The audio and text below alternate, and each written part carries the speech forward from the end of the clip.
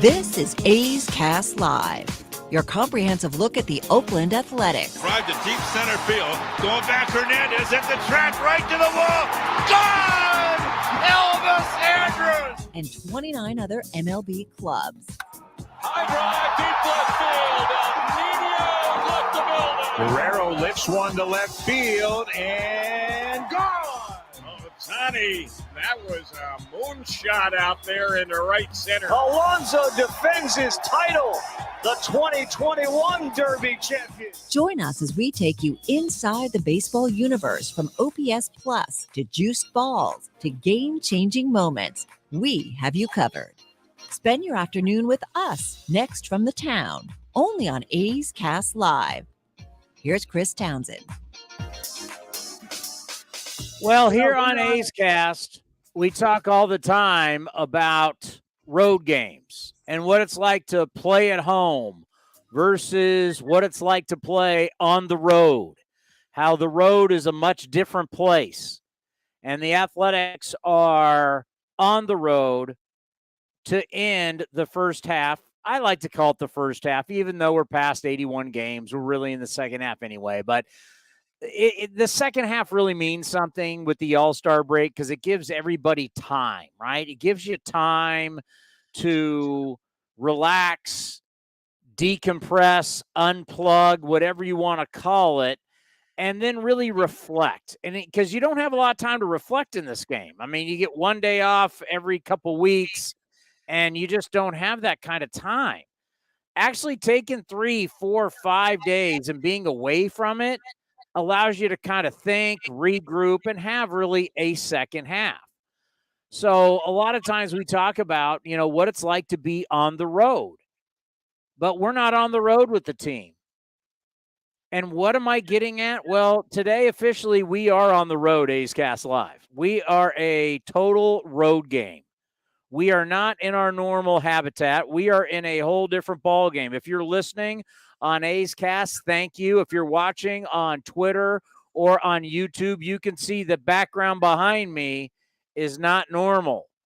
I am in the studios of NBC, California. This is the Oakland A's backdrop that you see during the COVID times when guys were doing the broadcast, when Glenn Kuiper and Ray Fosse and Dallas Braden were doing the COVID broadcast. They were doing it from this room. This is the room that everybody would do their games in during COVID. So it was the same thing. They actually have the Kruk and Kuip chairs, and I'm like, yeah, I can't sit in those. That's a bad look. But I almost thought, you know what? I should just sit in the Kruk and Kuip chairs, sit in their chairs while we do A's Cast Live.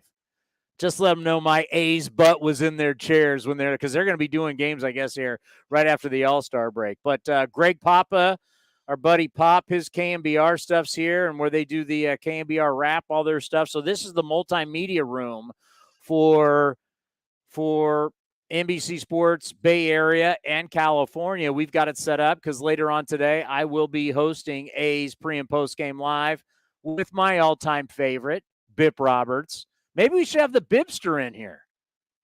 Maybe a little scary Commander being a road game. We're technically thrilled we've made this happen and that I brought all the gear and I set up all the gear and somehow it worked. It's not all working. Normally the picture would be a little bit better because we have better cameras. We're having to go through the camera of my iPad, but it's not that bad. We're still trying to figure out there's TV lights above me that they're like set by motion. They go off and then they don't go off. So truly a road game for us here at NBC Sports California as we get you ready for the Athletics and the Texas Rangers. I'm wearing a shirt, by the way, Cody. I forgot I bought this one. As you remember, we were there at Ho-Ho Cam, and I was, as I normally do, I get excited when I'm on the road and I just start buying stuff. I forgot I bought this spring training shirt. Yeah, I was there with you when you got it. And by the way, I love the backdrop at NBC Sports California. As people don't, if they don't know, if I go a little higher, can you see the sunset, the fake sunset they got rolling? Yeah, I can see it, so I'm sure everyone else can see it. It's a legit backdrop. I mean, it is. Where my backdrop is the back wall of my office. You can see the Ray Fosse patch right there.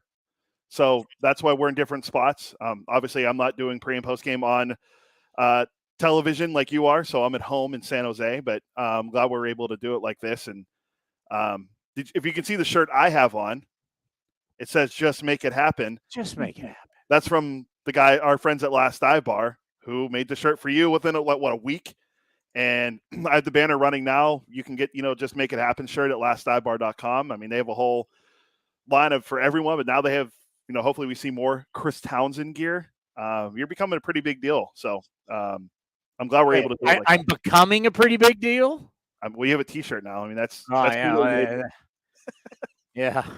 It's like my friends go, do you ever miss doing sports talk radio?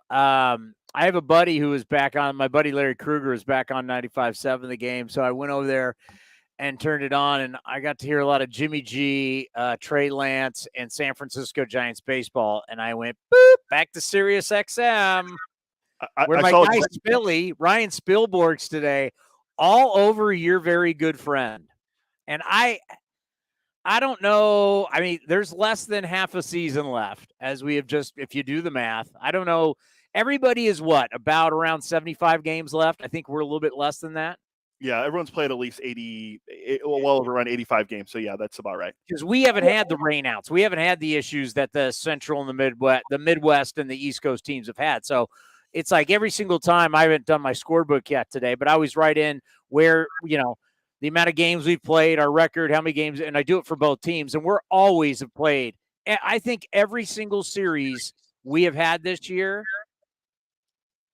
if you get past the first week of the year, we basically played more games because we played all those games right out of the gate. So we've always had more games than our opponent. We've always had that. And I think they'll ride this to the end, but what a disaster. The Hall of Famer, friend of the program, Tony La Russa has turned out in Chicago. I didn't think that would happen. Sad. But unless something dramatically changes, I don't know. I mean, he walked Jose Ramirez yesterday with a 1-0 count. Was that what he did yesterday? No. It was today because they played today. Yeah, so he walked Jose Ramirez on a double dip today, huh? Once again, because of weather. Yeah, so he walked Jose Ramirez on an 0-1 count after he fouled off a pitch. He walked him. And then the Franmil Reyes came up and he struck out. So it actually worked out in Tony's favor this time, unlike last time where Muncy hit a home run. Another thing happened in that game real quick, not to go away from Tony, but Shane Bieber threw the first complete game for the Guardians since 2020, when I think he was the one that did it last. So a complete game today for Shane Bieber. But, yeah, Tony took the headlines with another intentional walk of a guy when he was down in the count. Well, how you feeling? So that if you said he threw a complete game, that means the ball game's over. Yeah, it ended like an hour ago. All right, 4-1. So the White Sox have lost 11 of 13 against the Guardians and Twins. So they've lost. White Sox have lost. It'll be 11 of 13 combined games versus the Guardians and the Twins this year. Your two rivals.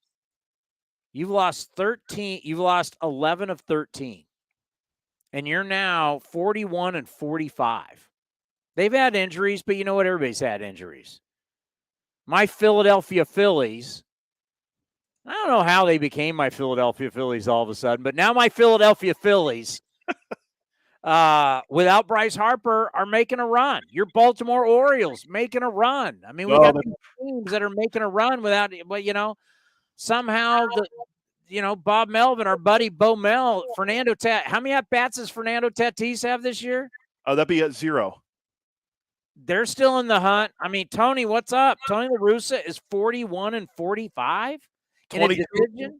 22 and 28 versus teams 500 or better too. In a division we didn't think this division was going to be very good. He was supposed to be. The White Sox were supposed to be the dominant team in the Central. Once the lockout ended and we got our groove back and we started getting everybody on and we started breaking down the divisions, everybody was like, well, in the East, Yankees, Red Sox, Blue Jays, you always have the Rays. You got to look out for the Rays. Okay, you got that. In the West, it was like, well, look out for the Angels. This could be the Angels' years. Oh, the Mariners are playing good baseball, by the way. They've been great lately, but it was Mariners. Still the Astros are good. But the Central was like, oh, it's the White Sox. Oh, White Sox are blowing everybody away. White Sox are going to the postseason. Everybody else is going to be fighting there for their division, the one team in the American League. I mean, it was like a foregone conclusion that the Chicago White Sox were the dominant team that you were going to have to reckon with in the playoffs because they were winning the Central.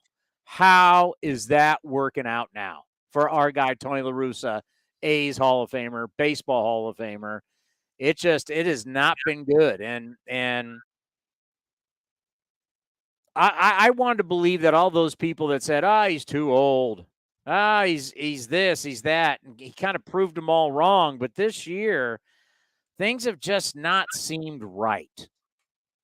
I'm not there every day. I'm not in the clubhouse. I'm not talking to Tony. I don't have the connection like I've had to Marcotte or the connection that I had to Bob Melvin. You don't have that with other teams' managers. It's just safe to say to look at the numbers, to look at the record, to look at everything going on in Chicago. And when your manager's 78. That sounds right. I think I'll pull up his age for you real quick. This is not a building process. This is not a learning process. Tony La Russa was brought here because he wants to win. Jerry Reinsdorf, the owner, is 80-something. He wants to win now. They reconnected, and it was the worst mistake I ever made was firing Tony La Russa and bringing him back, and it's about winning now.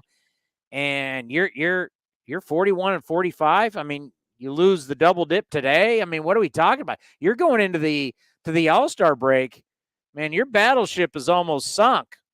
I mean, what you got a legend here as a manager. What do you do? You mentioned their struggles against the White Sox, the Guardians, and the Twins, which is not surprising because I said they're 22 and 28 versus teams above 500. The only team that they played well, shocker, is Detroit. They're 7-3 versus Detroit this year, but they're 1-3 versus Baltimore. Oh, they played well against Boston. They're 3-4 versus the Yankees. They're 1-5 versus the Twins. They're now 1-6 versus the Guardians. Like, that's just not going to get it done. And you're right. Tony's 77. He'll be 78 in October. He was brought in to win a World Series. They were really good last year, and they have had injuries. Eloy Jimenez is hurt. Luis Robert, you know him as Robert. That is not on me. That inside joke will never ever be on me. Lance Lynn was hurt, but he's back now. They've had struggles with their pitching staff. The best guy on their rotation pitches the second game of the doubleheader, Dylan Cease. So he should have been an all-star. He's not. No. He's a top 4 pitcher, but the top 3 are going to the all-star game. Yeah. He is not. By the way, that's always the most tired discussion. First world problems. He should have been an all-star. He didn't. The guy I'm looking at last night, I was sitting there on my couch, got done with the pregame show, sat down, got my scorebook going, and I started looking at numbers going, how's Jonah Heim have almost – I think he had a 756 OPS, folks. If you have a 800 OPS, I'm not going to say you're elite. I'm saying you're playing at a really high level offensively. If you like to look at things other than traditional – OPS, it says you're slugging it, you're getting on base, you're a catcher, you're 27 years old, your OPS.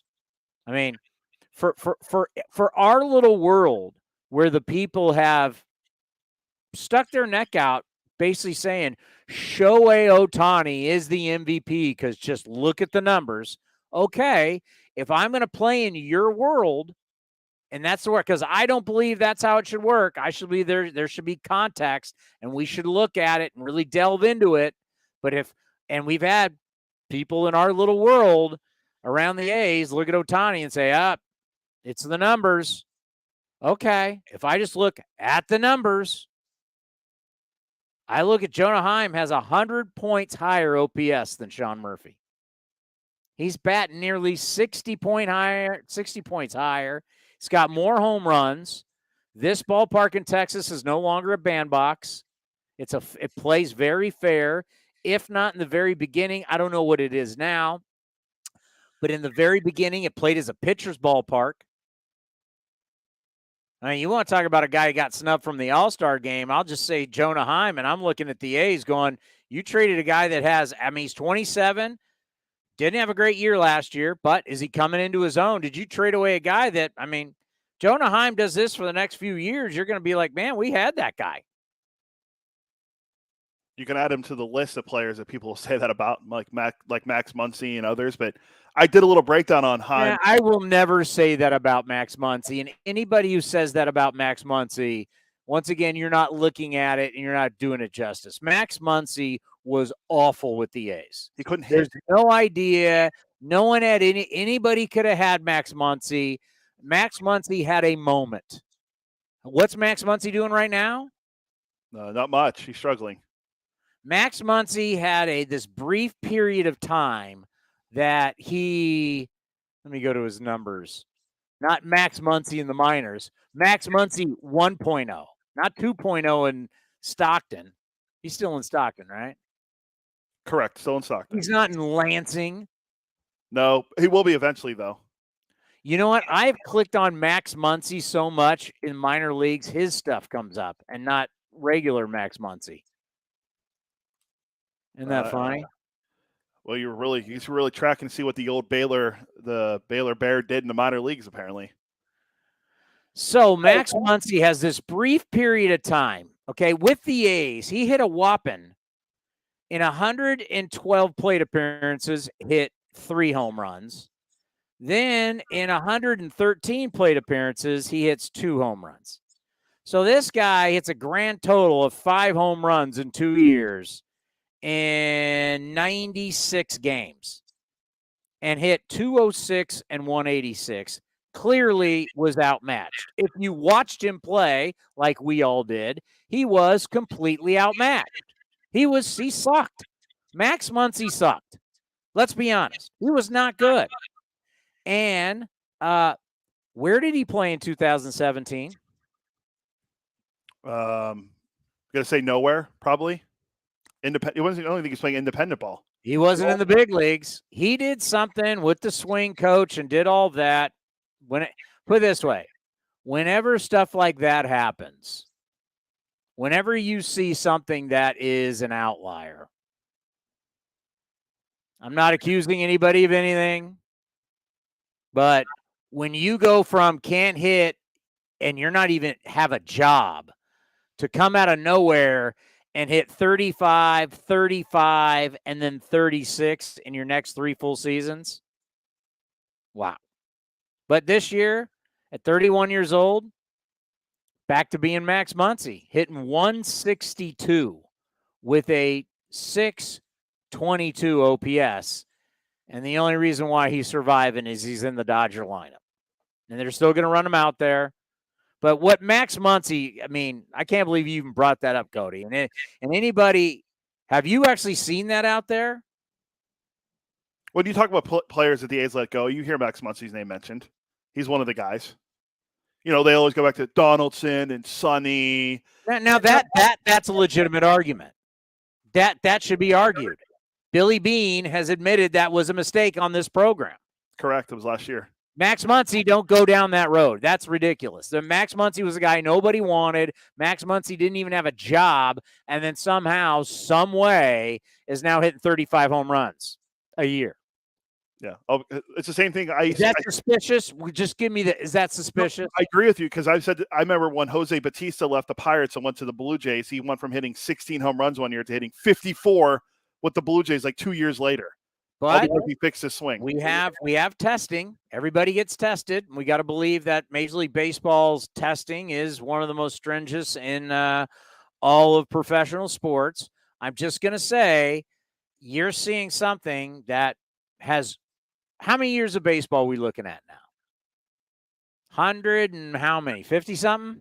Yeah, it's over 150. Right? This is the 150th Open Championship. We over here call it the British Open, which is going on at St. Andrews. But you're talking about 100-plus years of baseball. Not too many guys can't hit, not in the game, come back now can hit bombs like it's going out of style. That is beyond rare. So you want to bring Sonny Gray into a conversation? You want to bring Josh Donaldson into a conversation? I welcome that. Don't bring up Max Muncy. Okay, fair enough. But back to the Heim versus Murph debate, because you texted me last night and it made me get to thinking, like, what's his look down? You could break down their offensive numbers easily. Heim has a better WAR, a better batting average, more home runs. He does have less RBI, higher OPS by almost 100 points, and his OPS plus is 22 points higher. He's only had 214 at-bats where Murph's had 283. Jonah Heim's a plus defensive WAR and for catching. Murph's actually minus. But he's a Gold Glover. Yeah. Now, if you even go even further down and look at their Baseball Savant StatCast ratings, Jonah Heim gets a 52.4% strike call rate, which is second in baseball. Murph is fourth at 49.5. So they're similar there. They're both in the top 5 in catch framing as well. But Murph's numbers in exit velo, hard hit rate, and barrel rate are all down from last year. They're all like, no, I'm not saying like it's a huge dip, but they're all down from what he was doing last year. So, and Jonah Heim's I hear all the time, look at that hard hit rate. Look how hard hit the. And listen, we were, as I'm wearing the spring training shirt, how many did I buy? Well, you bought, I can't remember if you bought one or two for yourself, and then you bought one for the Twins, and you bought one for that's right. Yeah. No, it's because I have the other one that's the state of Arizona. And then it says Mesa, Mesa, Oakland A's. So I have the one that's the map of the state for spring training, and then I got this one. All right, so I got two. So, but down in spring training, the whole thing about Murph was shorten his swing, doesn't want to strike out as much. He realized that was a problem, and he raked in spring training. Everybody said, oh, this is the year. This is the year. Then all of a sudden you start hearing that, well, they're pitching around him. And you're like, come on, are you serious? And I just watched the game yesterday and just had to pop on. I go, wow. Once again, if everybody's going to throw it's all about just numbers, and look at Ohtani and his numbers, because we've been talking about that with the MVP race. Okay, well, I'll stay in your world in that conversation, and I'll go, you gave away a guy that has 100 points higher OPS. 100 points, not 20, not 50, not 75, 100 points higher. That's a lot. That's a lot of slug, and that's a lot of getting on base more. For sure. And people forget what the trade was. He was in the deal. It was him, Chris Davis, and Dane Acker, who the A's took in the 2020 draft. Were traded to Texas for Elvis and Aramis Garcia, who was not even with the A's anymore. He was with Cincinnati.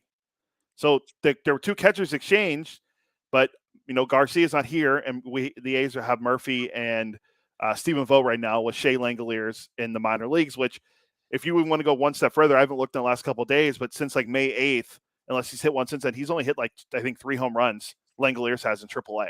He got off to a hot start with 11 home runs through the first month and a half. And then I think it was May 8th through when I looked the other day, he only had 3 home runs since. But another thing too, Murph has 70 strikeouts this year already. Now, through 283 bats, he's not Joey Gallo because he has a higher batting average and he's getting on base, but that's still a little alarming with the 70 strikeouts, because I remember the talk in spring training about how he cut down the swing and he was getting, he was awesome in spring training. The ball was, you could hear the ball pop all over the yard, as we still for Moneyball. Oh, but it was, he looked great. Got a little hair on his ass. Yeah. But he looked great in spring training. And then it just, he's hitting 230, which for a catcher, that's actually, we know how demanding the spot is. Like the All-Stars in the American League, Jose Trevino is one of the All-Stars. He's up there in defensive metrics, but as a hitter, he's not, he's okay. I'd rather see Jonah Heim in the All-Star game if we really want to talk about who should be in the All-Star game. I think Heim deserved it more than Trevino, but he's on the best team with the best record in the American League. Oh, and it's the Yankees. So, of course, he's going to be in. All right, coming up here, Jonathan Mayo from MLB.com. We're going to talk about the draft. We'll have Scott Emerson here at 3 o'clock, pitching coach for your Oakland Athletics, and Kiley McDaniel from ESPN. We'll get into a little draft, and we'll get into baseball talk with him coming up here at 3:30. Talking baseball draft is very It's just odd because we're so used to how good the drafts are and the coverage of the drafts in the other sports that baseball is just so far behind that it's like for instance, Cody sent me this thing today. It's from ESPN.com. And you got to be an insider. It's one of the insider stories. I'm an insider, so I pay for it. So that's why I'm an insider. And I really paid for it. It was back in the day to get all the football stuff because ESPN does have great football stuff. But it has for the Oakland A's. We're picking 19th overall. Where does our farm system rank according to these rankings?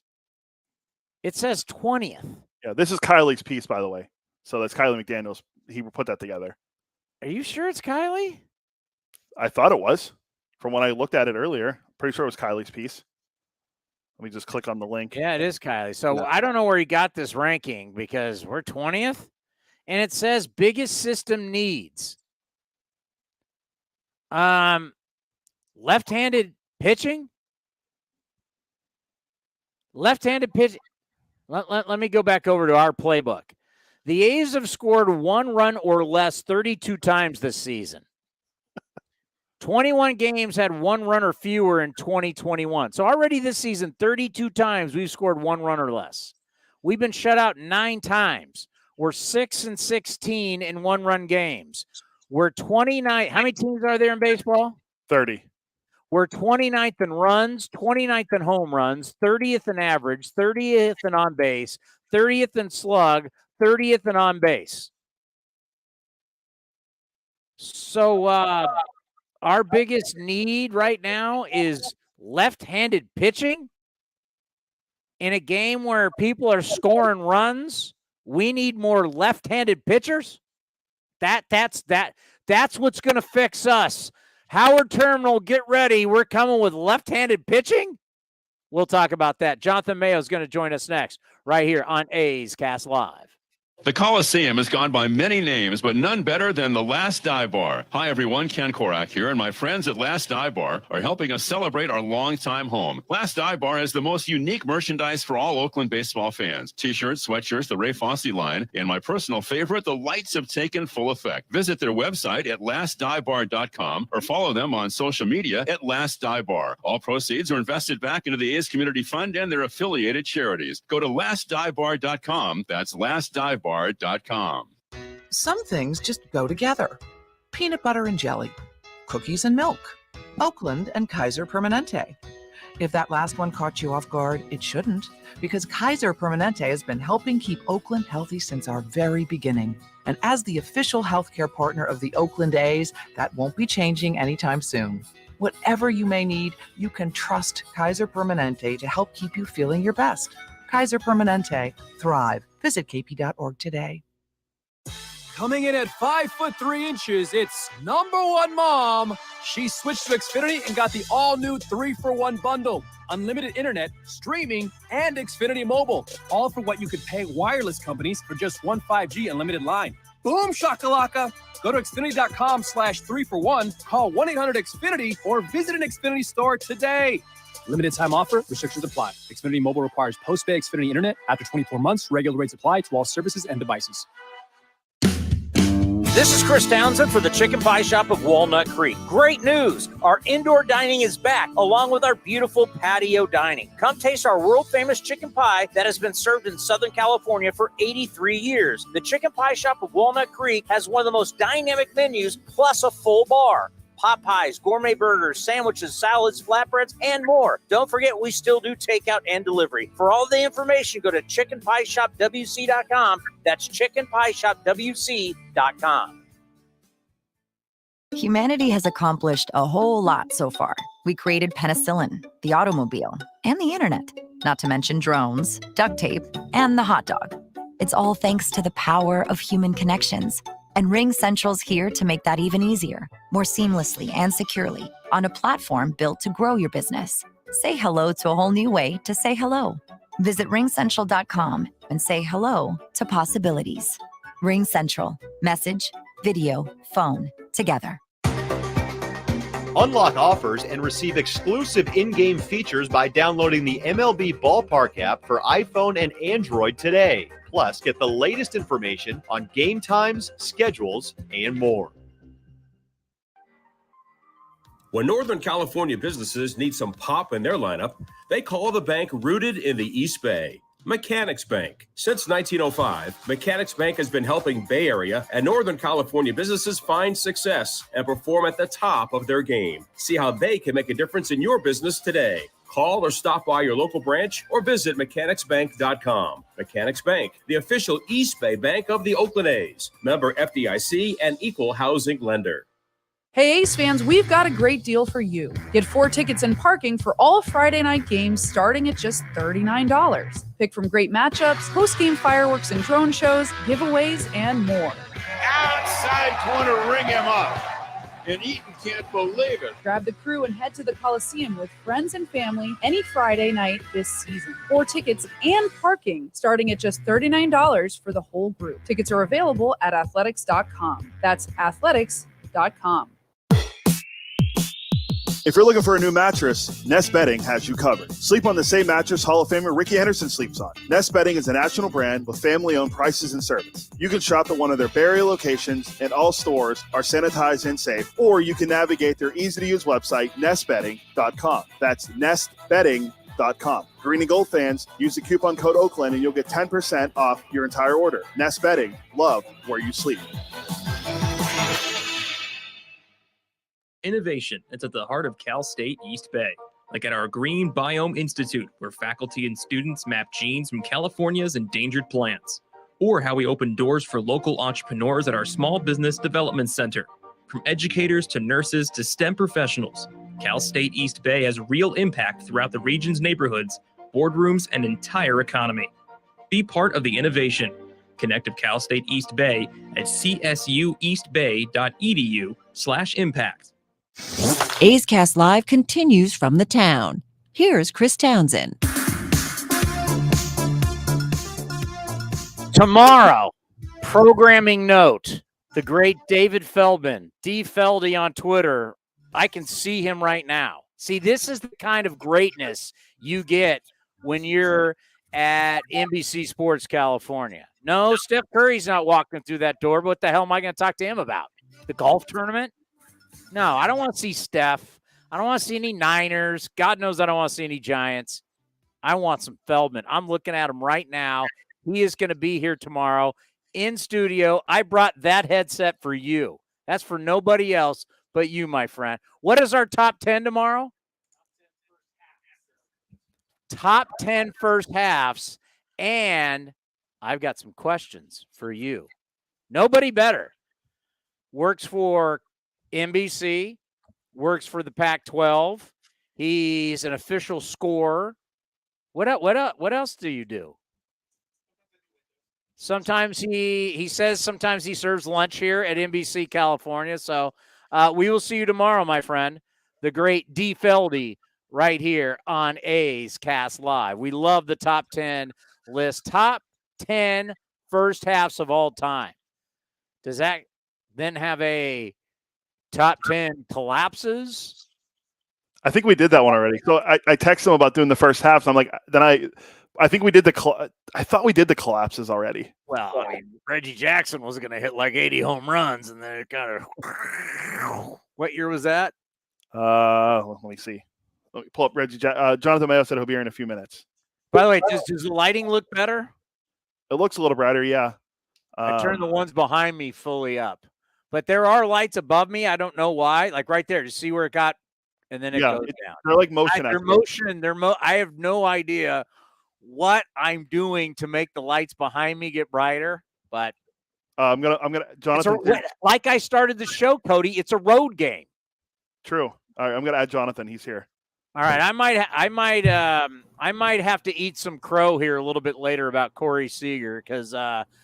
Corey Seager's about to do something that only 2 other shortstops in the history of baseball have ever done if he goes deep tonight. So I might have to eat some crow about his contract and the Texas Rangers. But, Jonathan, it's great to have you on A's Cast Live again. How are you?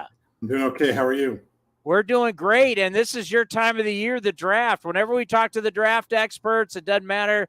In all my years doing talk radio, whether it's football or basketball, this is the time. It's your Super Bowl. You got to be fired up. Sure, we'll go with fired up. Yeah, no, it's it being over All-Star Weekend, it's a lot because it got the futures game too. We don't want to forget those guys and the draft. But yeah, it's an exciting time of year. Just a lot to do, a lot of names to juggle, but I wouldn't want it any other way.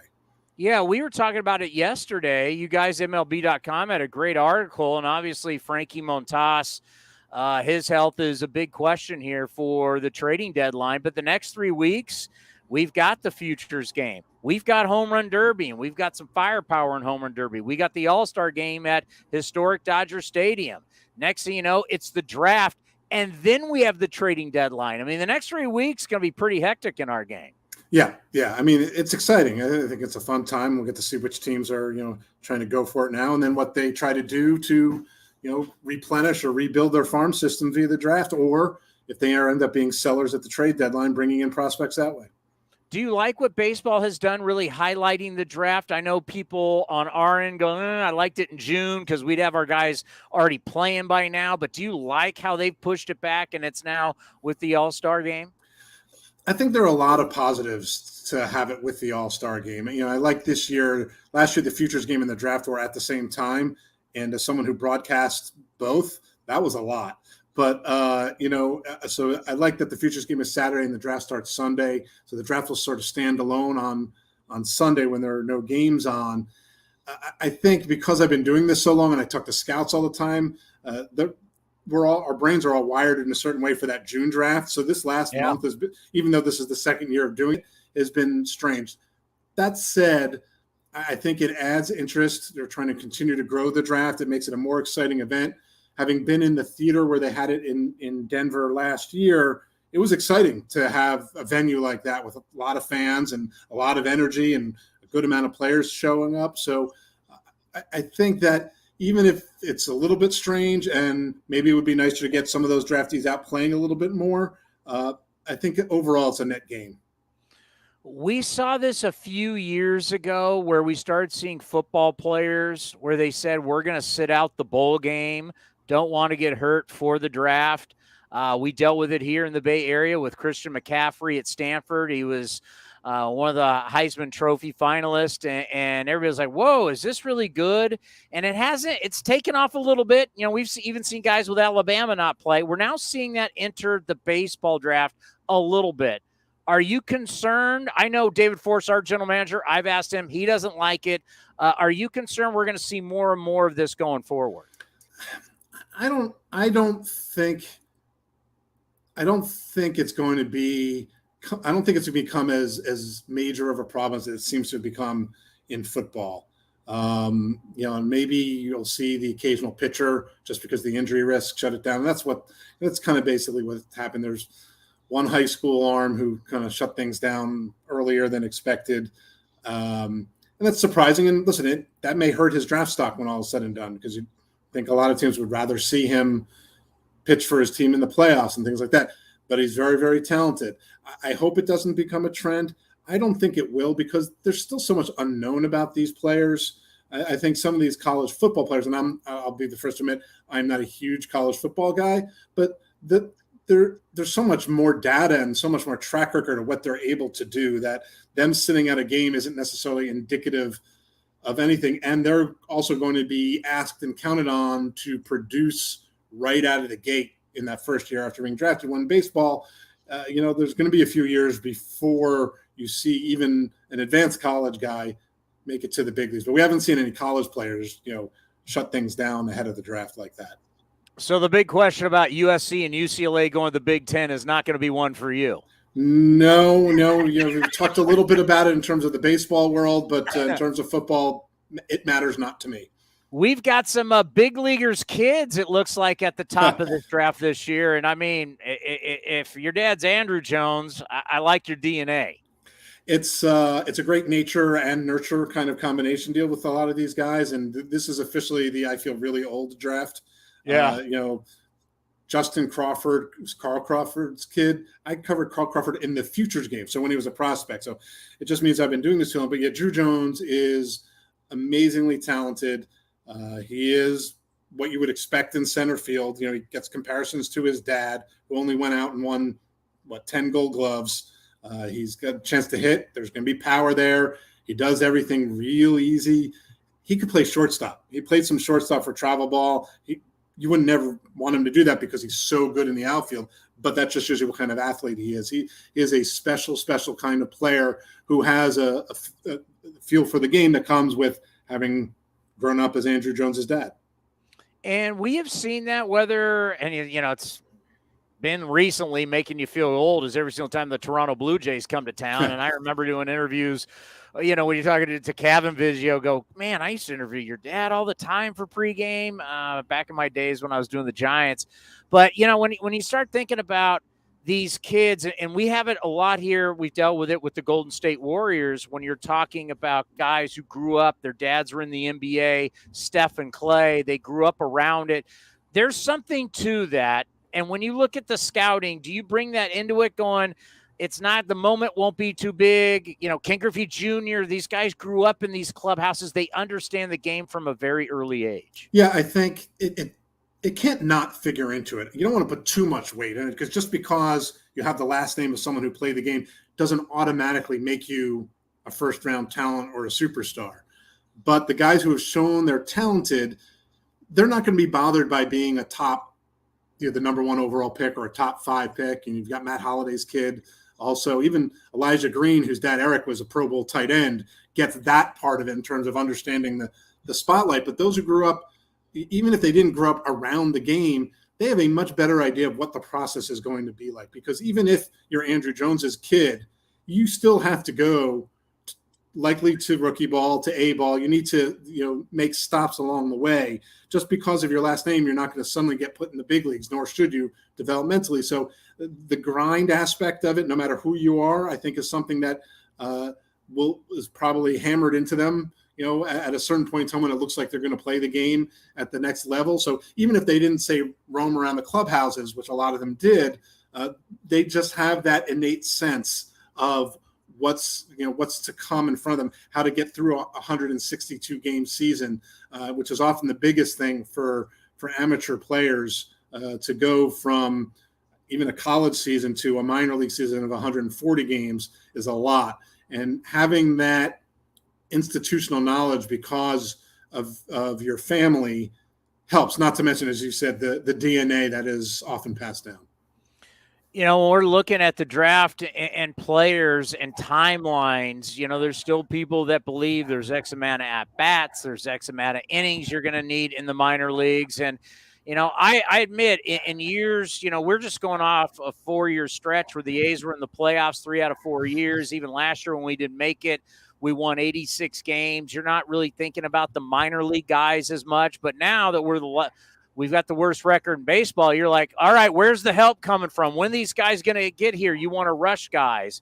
And you'll see a guy like Julio Rodriguez. This guy's hitting bombs against us every single game in Seattle, and he's 21 years old. So are kids more advanced? Are we expecting them to get here faster if they're legit major leaguers, or are we still trying to be patient and say you need 1,500 at-bats or X amount of innings as a pitcher?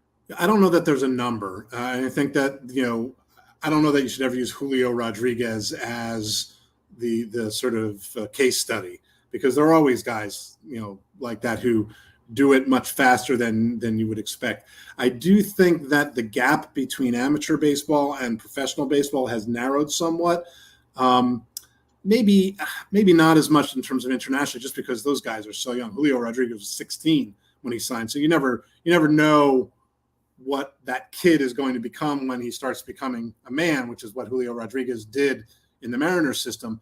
But even, high school with all the showcases and the ability to show what you can do against very good competition, even if you're from, a cold weather state where you don't get it in the spring, and then the college game, the program, I think the gap has shrunk somewhat. Now, that's just not a universal thing and nor have I done a huge study, but I anecdotally, it feels to me like guys are getting to the big leagues a little bit faster. I don't know that there's an expectation. I think that each organization has different benchmarks that they want their players to meet from a development standpoint. I just think that players are often hitting those benchmarks more quickly than they once did. You know, I've learned over the years of my career, and even a guy that used to work at ESPN, used to be my radio partner, Rick Bucher, covering the NBA at ESPN, used to talk about putting out his mock draft, saying, you know, I was going to have to put out like 15 mock drafts. So my first one isn't what I really thought compared to like my 15th is what I thought was going to happen. Baseball, I can't even imagine what putting a mock draft together is like. That's why it's not like, hey, at number 19, what do you see the A's getting? But when you start to look at where the A's are picking, a lot of value there. Do you still, is it high school? Is it college? What do you see for the A's at 19? Yeah, it's, I think I'm working currently as we speak on my 6th mock draft, and Jim Callis, my colleague, has also done 5. So we've done a lot, and it's, we work hard on it, and we want to try to get it right. I think what we often say about them, especially early on, but even this one is, we want to put a name with each team where someone with the team isn't going to look at it and say, well, there's no way we would take that guy. So that, we'll do one last one like Saturday night into Sunday morning right before the draft, where hopefully we'll be able to shake some trees and get some legitimate information. It's tough when the team at the top really holds things close to the vest and no one really knows what the Orioles are going to do. As for the A's, there is some talent. I think there's a second tier of college hitters that could make a lot of sense. We've let me see, like 6 or 7 mocks in a row. We've put Dylan Beavers, who's from Cal. Now, some of that may be just a little bit of geographic laziness, if I'm giving full disclosure. But, I think the A's have some interest. He's got an intriguing power-speed combination. Has a chance to be, a college bat with a number of ways to impact the game. But they could go, in a whole bunch of different ways. There's some high school hitters, which they've shown they're not afraid to do, that could be right around there, and some college arms as well. The college arm crop has really been thinned, or at least made really much more difficult to pinpoint, because so many of them are hurt or coming off of injuries, or rehabbing from surgery. So there will be a bucket of those kinds of players that, if the A's are willing, or any of the teams that are picking in that sort of 17 to 25 range, say they could go that route. It's just a question of your willingness to take on that kind of risk. Well, we do know that the A's have spent some time down the street at Cal Berkeley at these games, so not going to be shocked if Beavers, and we've asked David Fortson, he jokes about it, but we've said, hey, you spent a lot of time over at Cal. Is that what we're looking at? But, the one thing, you can like somebody all you want. We can see this in any draft, but he's got to be there when you pick. Sure. And listen, that's an easy get for anyone in the A's organization to go to Cal to watch a game. Just like people would always make a big deal about a general manager going to see some kid play in Florida until you realize that their spring training home was 10 minutes from there. It's like, it's good information. You don't want to put too much weight into the fact that, wow, an A's executive went to Cal to watch baseball. Because not only could you see Dylan Beavers, there are other players to see also, and it's easy to get there. So sure, there's interest. Yes, they've scouted him a lot. That does not mean, even if he is there, that Dylan Beavers is a, lockdown, this is the guy you're going to get. Now, if they take him, I want you to edit this part out. 2 more questions for you. Let's do a little college with the mega conferences. They're going to happen. We got Texas and OU now going to the SEC. The SEC has now become a dominant conference. I played baseball at San Jose State back in the day when it was Fullerton, Long Beach, Fresno State. We were the Big West. We were the dominant conference, sending all these teams, like Mark Kotze, Phil Nevin, and these guys. How's this going to play, do you think, for college baseball when you have teams in L.A. are in the same conference with Rutgers in New Jersey? You got Maryland. You got teams on the East Coast. Like, how's this going to play? Yeah, that's sort of the interesting thing, without having spent too much time digging into that move in particular. For me, they obviously weren't thinking about baseball when they decided to make the move to the Big Ten, because that's a step down from the Pac-12 in terms of baseball. I think the SEC, even without those additions, was still probably the best conference in college baseball. But the Pac-12 was really, really good, right there with the ACC. And, that move, I think, makes it a little bit harder to evaluate what good performances mean.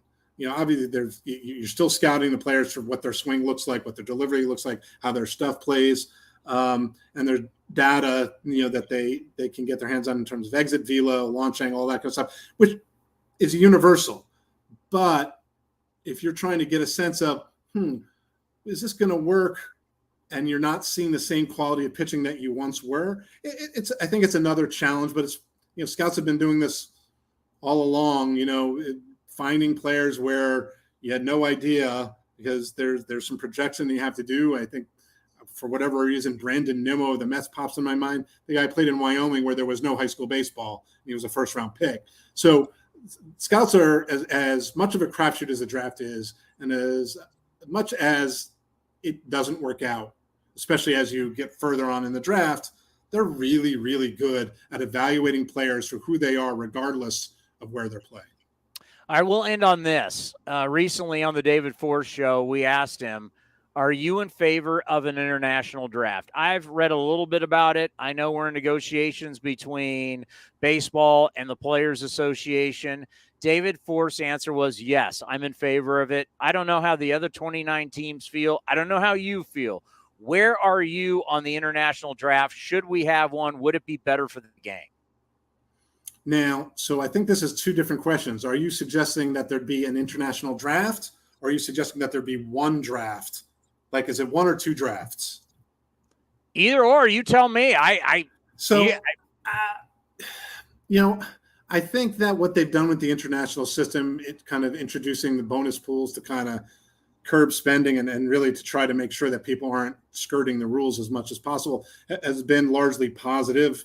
I think one of the issues, and I remember talking to an international scout a while ago, is that because each country really does things so differently, trying to put it into one system is hard enough. And they've done that a lot with a lot of the showcases that they're doing. It's much more difficult to sort of uncover a gem, although it's the same as a 40th round draft pick. You don't hide big players anymore. So question of scouting them, but there's so many showcase events and combines in Latin America that's less and less likely. So we're kind of moving in that direction.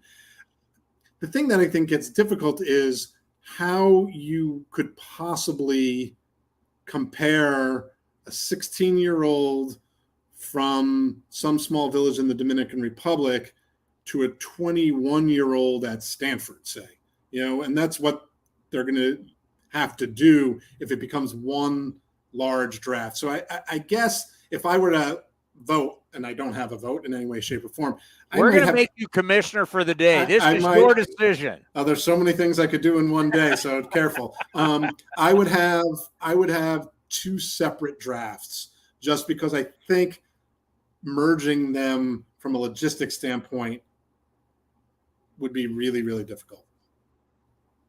That makes sense. I think when you put it that way, how am I comparing a kid in the Dominican Republic to a kid at Stanford? Yeah, listen, it's hard to compare a kid minor too. We're talking about a minor, right? It's hard to compare a kid, a 21-year-old junior who's 3 years of talent at Stanford or Vanderbilt to a 17-year-old from rural Alabama, or whatever it is, or someone who hasn't played against really good competition.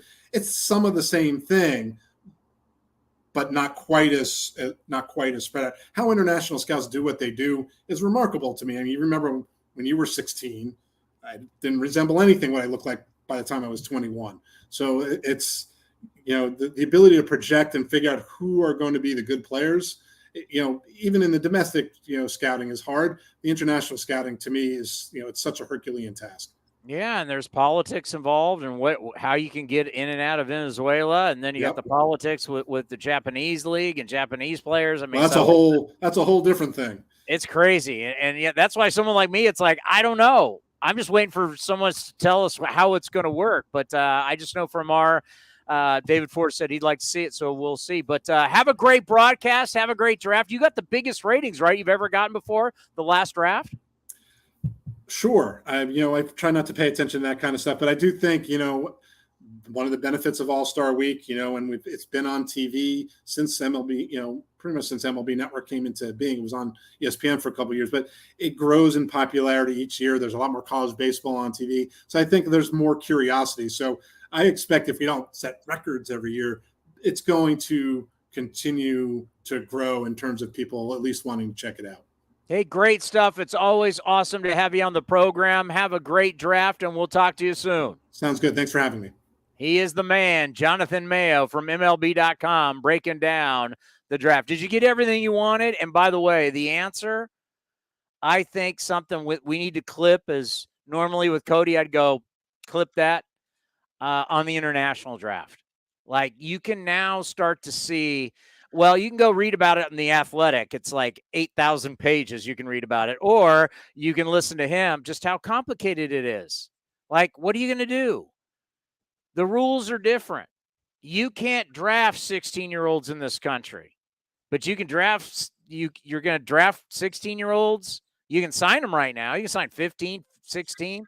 They're making commitments to kids who are 13 years old in foreign countries right now. How are you going to how do you compare a 16-year-old in the Dominican to a kid at Stanford or Cal? Like, how do you do that? And like, how do you put this all together? And obviously you just can't say, I want to draft a guy from Japan. Oh, no. You got to do a business deal with the team he's affiliated with. Or are you going to now take high school kids out of Japan? I mean, there's a lot of stuff that is just so far beyond what we know. And I think so far beyond what everybody knows. Because as David Force would tell you, I mean, how do we know? What are you going to do with the Japanese? Right now, you've got to do a negotiation with the Japanese teams. We've seen it multiple times, whether it's Ichiro or Shohei Ohtani or whoever. Godzilla, it doesn't matter which guy. You got to do a negotiation, posting fee, and all of that. That's not going away. How's that going to work with a draft? Yeah, when you mentioned the Japanese league, first thing I thought you realize you're on video now, Cody, so when you always have to go back to the mute. Well, it's better than everyone hearing me breathing when I'm not talking. But yeah, like the posting thing is the first thing I thought of because you have to pay that, and then you have to negotiate to get a contract. So like that's the thing with Shohei Ohtani and every Japanese player we've seen come over from Japan. There's another guy that's going to be the hot one this year. It's Sasaki, I think his last name is. He's a pitcher. The guy that had like the perfect game, then almost threw another one back to back. Those a ton of innings, by the way. He's not 4 and dive over there. What we've heard. He's the Japanese league Sandy Alcantara. Or Alcantara, however you want to say it. Either way is fine. In my you know what we should do? Put an email together and send it to the Marlins PR. And, of course, you're doing it from your A's email address. You'll get a return answer. Say, spell it out. Dude, is it Alcantara or Alcantara? And they will respond. And then we can have the official and say, this is what Marlins PR is saying. Because it's all over the board. I go to Baseball Reference. Yeah, I'm going to it right now, and it's Alcantara. Yeah, it's. And you listen to their play-by-play guys, and they say Alcantara. Yeah. But then, as you said, you go to Baseball Tonight podcast, Buster Olney, obviously somebody who you realize is legit, and the people that he has on are legit baseball people, and they're saying what? Alcantara. Like right here on Baseball Reference, it says all dash con, C-O-N, dash ta dash ra. Alcantara. Yeah, but you'll hear people say Alcantara, and he's the best pitcher in the game. Yeah, I said it. No, he is right now. He's the best pitcher in the game. He's going to be. He might be the only guy. Oh no, you didn't ask me last year. You didn't ask me 2 years ago or 5 years ago. Who is the best pitcher in Major League Baseball right now? It's Sandy Alcantara. Alcantara. He's the best pitcher, and there's no doubt. And I thought was interesting. And by the way, I will admit that I'm going to have to maybe eat some crow on Corey Seager today, literally today. But at what point do we want the All-Star game to still be the best players? We like sentimental stuff, but are we getting a little over our skis on the sentimental stuff? Isn't the All-Star game about the best players in the game, the current guys right now who are all-stars, who are the best players? I think I know where you're going with this and who you're singling out. Who am I singling out? Who am I? So when we use the term future Hall of Famer, when people talk about Buster Posey, we say it facetiously. But when I say it this time, we mean it. Future Hall of Famer Albert Pujols. Nope, it's not him. I have no problem with that.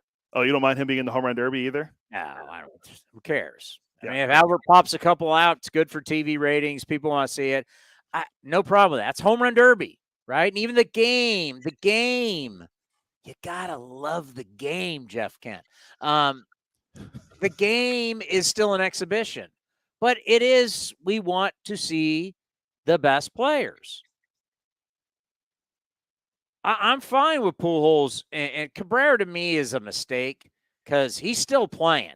Honor him next year when he's on the last year of his deal. You're just saying, well, if we honor Albert, we'll honor him. I mean, I get why they're doing it. Either way, I don't care. Miguel Cabrera is great. Albert Pujols is great. You want to honor the two of the greatest. You know, we may never in our lifetime see numbers like this. Is that fair? Yes, I agree. For both Cabrera and Pujols. I don't know how many years we got left, but if you're going to see that many home runs with that many hits, with that many RBIs and OPSs and all that kind of, Triple Crown winner and MVPs, and if it wasn't for Bonds, Pujols would even have more MVPs. I don't know if we're going to see the combination of batting average, home runs, RBIs, OPS, the whole thing. That when you look at Pujols and you look at Cabrera, it doesn't matter if you're traditional or you're just into analytics. They fill it all up. They're two of the greatest hitters of all time. And the way the game is now and the way the game's being taught, you just don't see guys that hit home runs be able to go flip the ball the opposite way for as many base hits as Miguel Cabrera has. You just don't. Guys are just not built that way. That's why you have these mass shifts going on, because guys can't do that. But so I don't have a problem with it. I'm like, when you're trying to dictate, well, it's in L.A., it should be Clayton Kershaw and Shohei Ohtani on the mound. That's a joke. I'm sorry. What? Aren't we supposed to have the very best start the game? If they can go. It's an honor to start the All-Star game. I mean, aren't we supposed to put the very best out there? And I'm just thinking to myself, Sandy Alcantara. We'll just call him Old Sandy. Old Sandy should be on the mound. He's the best pitcher in baseball. Fact. And he deserves the nod. I don't care where the game's played. He deserves. Well, Kershaw's had his moments. That's something. He's never started an All-Star game. That's why they're saying he's had his moments in his career. Yeah, the game still is about the best players now. Is Kershaw the best starter in the National League? No, he has 67 less innings than Sandy does. I mean, 67 less. And I'd rather have if you want to go sentimental, put Verlander out there instead of Ohtani. What about McClanahan? Well, he should start it. Yeah, it should be McClanahan and Sandy. But I'm saying if you want to go sentimental, I'm gonna go Verlander. Yeah, I mean, because he's been awesome. Actually, probably Verlander should start it anyway. Look at Verlander's numbers. Give me starts and give me innings pitched. I've got time.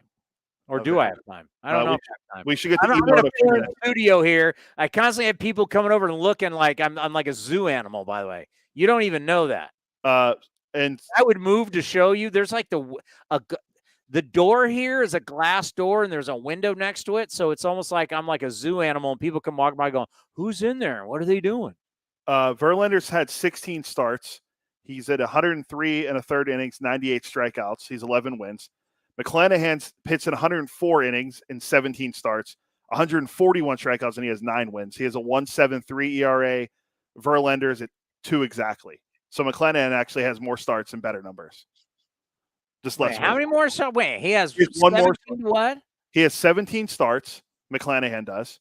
He has 9 wins, 104 innings, 104 and a third. Wait, how many innings does Verlander have? Verlander has 103. So he has 1 less inning than McClanahan. He gets it. And McClanahan has 43 more strikeouts. You know, you guys and your strikeouts. That's what the game's all about. Strikeouts. It's just, you know, it's sad. Punch-outs used to be awesome. Give me this. Give the old man this. Strikeout pitchers used to be awesome. They're not anymore. They're not. That's why the guys like the guys like Tony Gonsolin and Paul Blackburn are rare because they don't strike guys out and they don't throw hard. I'll tell you what. I'm shocked by the numbers you give me, McClanahan, because every single time I look up, McClanahan's thrown 6 innings, 5 innings. Yeah. I'm shocked he's got more than Verlander. He also has 1 more start than Verlander too, though. I mean, he to me is your typical new, I come in, throw as hard as I can, and I'm not going to give you a ton, and they're going to the bullpen. I'll go back to the beginning of June. Here's his numbers. 6 innings, 8 innings, 6, 6, 7, 7, 6. Yeah, he's a bunch of 6 innings. He's had I'm just going to go to his overall game log. Can I go to his overall game log? 4 1/3, 4 2/3, 6, 7, 5, 5 1/3. But ever since May, he's been pretty good. Wait, can I finish? 5 1/3, 7, 7, 6, 6, 6, 8, 6, 6. I mean, the majority of his starts are 6 innings or less. I'm going to back away from the computer. Am I wrong? No, but unfortunately, we all know that's the way the game is now. That's the game you like. That's the game you wanted. You want a guy to come out and just be full bore, and then we'll take you out after 5 or 6, and bye-bye. We'll let the bullpen do the rest. Because if you want to talk, if you want to do injury, by the way, what's that going to be like in the postseason, where the heroes are made? I went 5 innings. Well, is this guy going to be hell on wheels in the postseason? Well, Not saying he won't. Not saying he won't. Probably not, because we saw what happened with Blake Snell. They'll probably pull him out after 6 innings. They're 5 1/3 and trot out 8 relievers. What do we got now? I'm totally lost. We got to get to emo before Kiley calls in about 20 minutes. How long's emo? 16 and a half, about 17 minutes. So we have time. All right. Here is Scott Emerson, the pitching coach. What do we call this again? Pitching with the pitching guru, Scott Emerson. Pitching with the pitching. We get into some data here. Yeah, you ready? Yeah, this is gonna be 1 second. Yep, I'm good now. Here is the pitching coach, Scott Emerson. Time now to talk a little pitching with the pitching guru, Scott Emerson, right here on A's Cast. Emo, how are you there? Are you in Arlington? Are you in Dallas? Where are you? Well, we stay in Dallas, so right now I'm in Dallas, and then getting ready to go to the field. You know, on days like this, now that you're getting to go play the Rangers in a stadium that has a roof, just talk about truly from a pitching standpoint, what the difference is knowing that it's going to be 72 degrees versus it's going to be 102, and how you'd really have to mentally prepare for that kind of heat. Well, when you're playing in the heat, it just, it can be taxing and draining. But here in Texas with the dome, they keep it closed the majority of the time. It's just a good atmosphere. You feel good about yourself. When the guys play catch, they always talk about how much easier it is to bounce back. from day to day. Just a little bit on the roof, the ball might travel a little bit farther. Obviously, we don't love that as pitchers, but, they did a really nice job on this new stadium. What is the difference from a standpoint of a hitter's ballpark to where the old ballpark was totally an offensive ballpark to what it is now? Well, I just think, pop-ups, what I deem pop-ups, at the old ballpark were homers.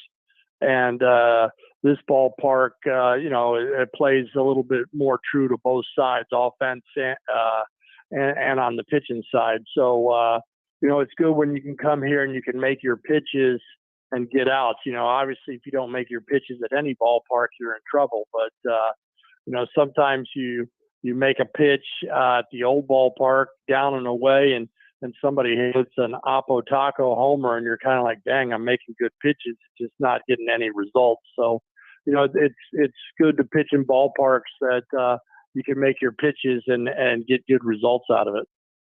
What was the reaction like among the coaching staff, especially for you, when you officially found out Paul Blackburn is an all-star? Oh, it was great. Paul's put in a lot of work over the last 2 years to get to where he's at. And we knew a little bit earlier than Paul knew.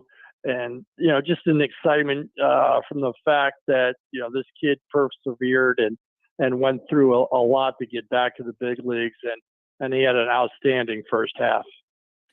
Yeah, he is just, to me, an inspiration. And there's a lot of kids out there that can learn from him that not everything is going to go your way. This road is not going to be easy. It's going to be really, really hard. And that's why you got to stick with it. And that's why you got to realize that there's going to be times when people tell you that, hey, the gig's up. It's time to go get a job. It's time to go get a career. It's time to start your second life. And, you play till they rip that jersey off you. Just how much respect do you have for him from a guy that, he could have said at some point it's time to do something else. DFA'd before last season as he says I was fired, and now he's going to L.A. to represent the Athletics in the All-Star game. It's just an amazing story. My dad always says, persistence to purpose leads to success. And Paulie, like I said, he was persistent in the things that he did. He wants to play Major League Baseball. He wants to be good. And the great thing about it is in this world of velocity, Paul Blackburn just went out and proved that you don't have to have all this velocity to be a Major League All-Star. You got to go out there and learn how to pitch. And I think that's what Paul's done over the last couple of years is he's really has a much better understanding of what his baseball can do, how he can use his baseball, how he can mix his pitches. And, like I said, a lot of people, in my opinion, helped him get back to where he is. Our AAA pitching coach for the last few years, Rick Rodriguez, our pitching coordinator, Gil Patterson, and our throwing performance coach, Casey Upperman, did a great job of getting him back to where he needed to be competitive at the big league level. And Paulie just, he's got the understanding of how to use his pitches now. And when you execute those pitches, he's really good. Do you credit more the mental side or more the physical side? Well, I think, it's always the mental side. I think the grind is confidence. Do you believe in yourself? Physically, the attributes of the pitches really haven't changed all that much. But I just like the way he's mixing it, and I like the way he's using his pitches. And, from a physical side, like I said, it's kind of always been the same. But I think the mental approach this year is he's believing in himself. He was given an opportunity to be in that rotation day in and day out, and he's taken advantage of it. From the physical side, we've heard about change in grips. Like what has changed physically for him to have this type of season? Well, I think physically, for me, his delivery is a little bit more repeatable. So therefore, that release point out in front is more consistent. Maybe his pitches tunnel better out of a consistent arm slot. Pitch grips for me, guys move balls around in their hand plenty of times to just get different grips and get different feels of the baseball. That's what we do, each and every day when we're in the bullpen, and we got the slow-mo cams to help us out, to identify if, and the TrackMan to identify if a change is good or not. So, I think guys are constantly, trying to find different grips and different shapes and different movements. So I would say the overall consistency of a repeatable delivery to get the hand out in front to throw quality strikes. When you look at the data and the technology, and a guy's down the bullpen and he's working on stuff, what are the things you most look for? There's a lot of readings, but what are the readings that mean the most? Well, I think if you're looking at your horizontal break, your vertical break, meaning up and down, whether the ball's staying up or the ball's dropping, falling off the table, I like to say. Your spin rate and your spin axis. The spin axis is how the ball is leaving your hand, which way it's spinning. The easiest way to explain spin axis is how the ball spins out of your hand and what it looks like compared to a clock. You always heard the 12-6 curveball. You always heard about, the fastball with backspin. So I think, those are the things that I look for. Is the release consistent on all your pitches? Are we gaining movement on sliders? Are we gaining vertical movement, which on a slider would be a little bit of drop? Those numbers you're just constantly looking at. But, in general, a lot of guys in the big leagues, they're staying within a range. And are we consistent with staying in that range? Yeah, that's always so interesting. When you start talking about how the ball comes out of your hands, when you tell people there's a spin rate for a fastball, what exactly does that mean? Well, it's RPMs. It's how fast that ball is spinning over the course of an hour of movement. So, or an hour of time. So you get 2,600 RPMs. Obviously, the ball doesn't spin 2,600 times going to the plate. So it's over a course of time.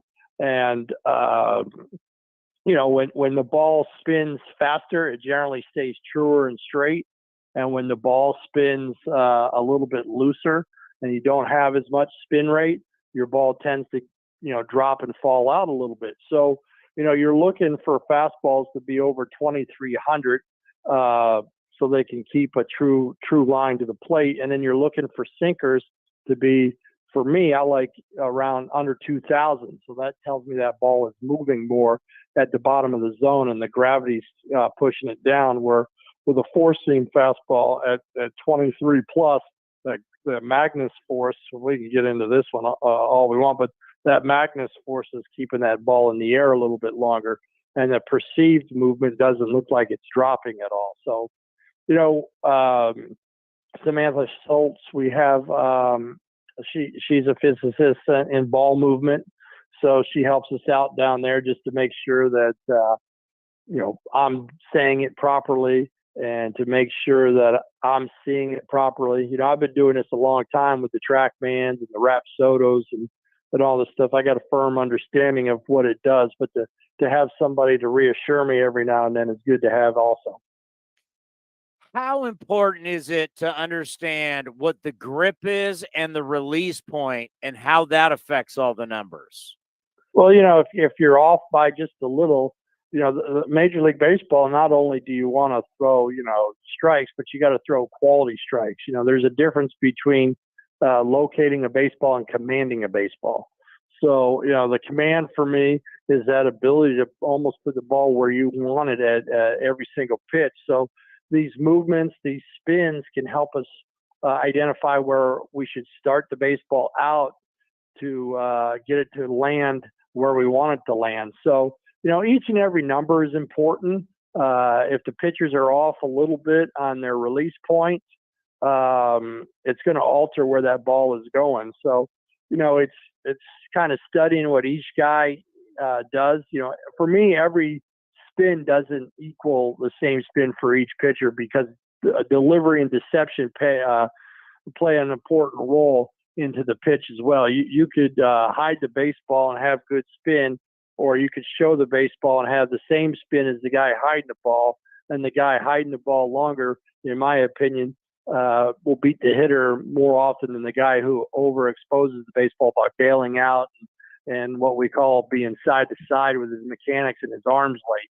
Your arm is late, but you could have the same attributes as someone whose arm isn't late, and the guy with the arm who's late, the ball's more visible, and that will increase the success rate of the hitter. But the guy that hides the baseball and has all these attributes, in my opinion, gains the advantage. Now, every pitcher is different. There's no question. You got righties, you got lefties. Everybody has had a different path getting here. Do you want to establish like a baseline with a guy and work off that? How do you do it individually with each pitcher? Because each pitcher, all of their spin rates and the way they grip the baseball, throw the baseball, the way they do things are different. Well, obviously, like you said, everybody's different. But, for me, the count isn't different. If you can win count advantages, obviously everybody always, preaches strike one. And then, we preach win the 1-1 count because that's a huge advantage to be able to be 1-2 instead of 2-1.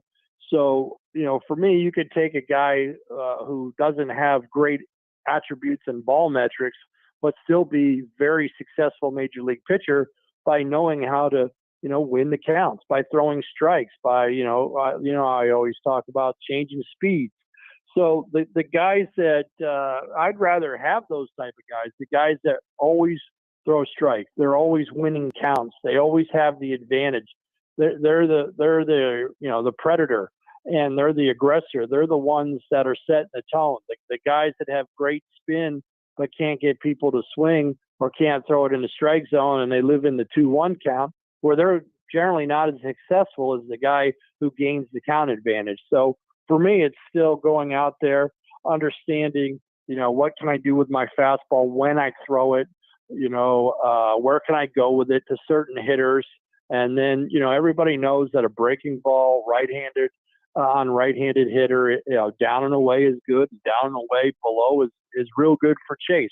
We all know that. It's just who has that ability to say, okay, this particular hitter can hit fastballs up and in, I can exploit him there.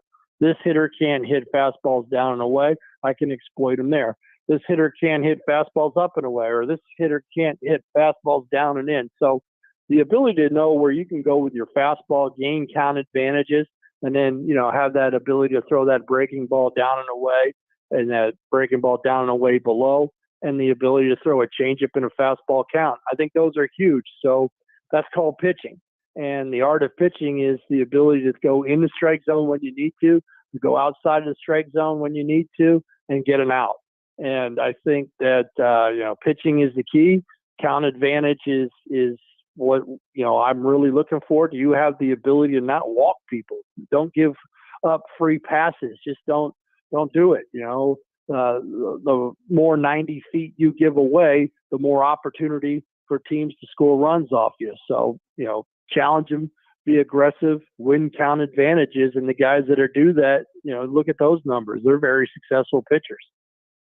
Let's end on this. You're going to have an off day in Texas. You're going to be in Dallas. Then you're going to be in Houston. What is the food of choice? Are we going barbecue? Are we going steaks? What are you doing when you're in Big D? Well, remember, you get 3 meals a day. So all would be my proper choice right there. Take it all. Take the barbecue, take the steaks, go out and find a nice steak, have a good breakfast, have some Texas toast, and prepare for the Astros. That's probably my day. It's get some breakfast, do some scouting work, go to lunch, do some scouting work, go to dinner and do some scouting work. It's I like to prepare and give the guys the best chance of success and study the craft, and that's mostly what I do on off days. But I'm looking forward to the rest of the series here in Dallas and go after these Texas Rangers. What do you got going during the All-Star break? I'm gonna go home for a couple days, see my wife, see my dog, and relax for a few hours before I probably start on the Detroit Tigers, who we play in a doubleheader when we get back. So it'll be a little bit different because I'll be at the house. So excited to go home, but it's a quick break. I'll get home hopefully Sunday night and fly back to Oakland on Wednesday. Well, enjoy the break. Well deserved. Take care, my friend. The art of pitching is awesome, and we will talk to you in the second half. All right, sounds good. Love me some Scott Emerson. I mean, it's just it's where the game is today, and from a pitching standpoint, the game outside of velocity. Do you see how he doesn't base everything off of velocity? But what you can learn as a pitcher, especially like down in the bullpen, when you release the ball out of your hand, right? Whether you're throwing a curveball, you're throwing a slide, you're throwing a split, change up, whatever. There's certain times where, wow, that looked good, that felt good. And you want to be able to repeat it over and over and over again. And what's great about when it looks good and it feels good, you can look at the data, and the data will say, yep, that's the one. That's the one you want to repeat or try to repeat over and over and over and over and over again, the muscle memory. And the data helps quantify what you're doing. Yeah, this is working. And then there's sometimes where it may not feel right. What it looks like and what it feels, as they like to say, your feels, it may not be good, but the data says it is. And you just have to learn that change in your grip, that change in your arm slot, where you're coming from. All that can change, and it might not feel good. It might not feel normal. But the data says, well, look, when the ball comes out of your hand, it does this, and that's better than the way you were doing it. So are you going to go back to what felt good and didn't work?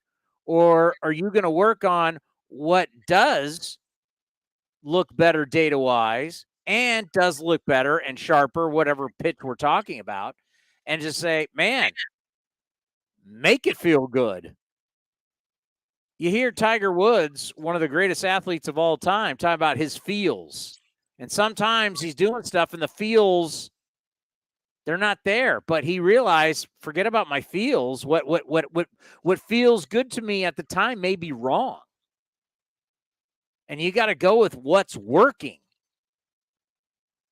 And then when it comes together, when what's working and your feelings come together, that's when the magic happens. You know, Mariano Rivera didn't have the cutter. Mariano Rivera was a bad pitcher. Have you ever looked up his minor league numbers? Yeah. Wasn't he a former? Oh, no, that was Trevor Hoffman was a shortstop. No, Trevor Hoffman was a shortstop at Arizona. What was Mo in the minor leagues? From Panama City, Panama. Let's see. His career in the minor leagues in 7 years, he had a 2.35 ERA. He was 27-18. He actually started 68 games, so he was a starter at one point. His worst years were his 2 years in AAA, where he had a 3.98 ERA. This is one of the greatest pitchers of all time. Ooh, I don't know. I'm seeing 1 year he had a 5.81 ERA in 6 starts. Yeah, then it could be 1994.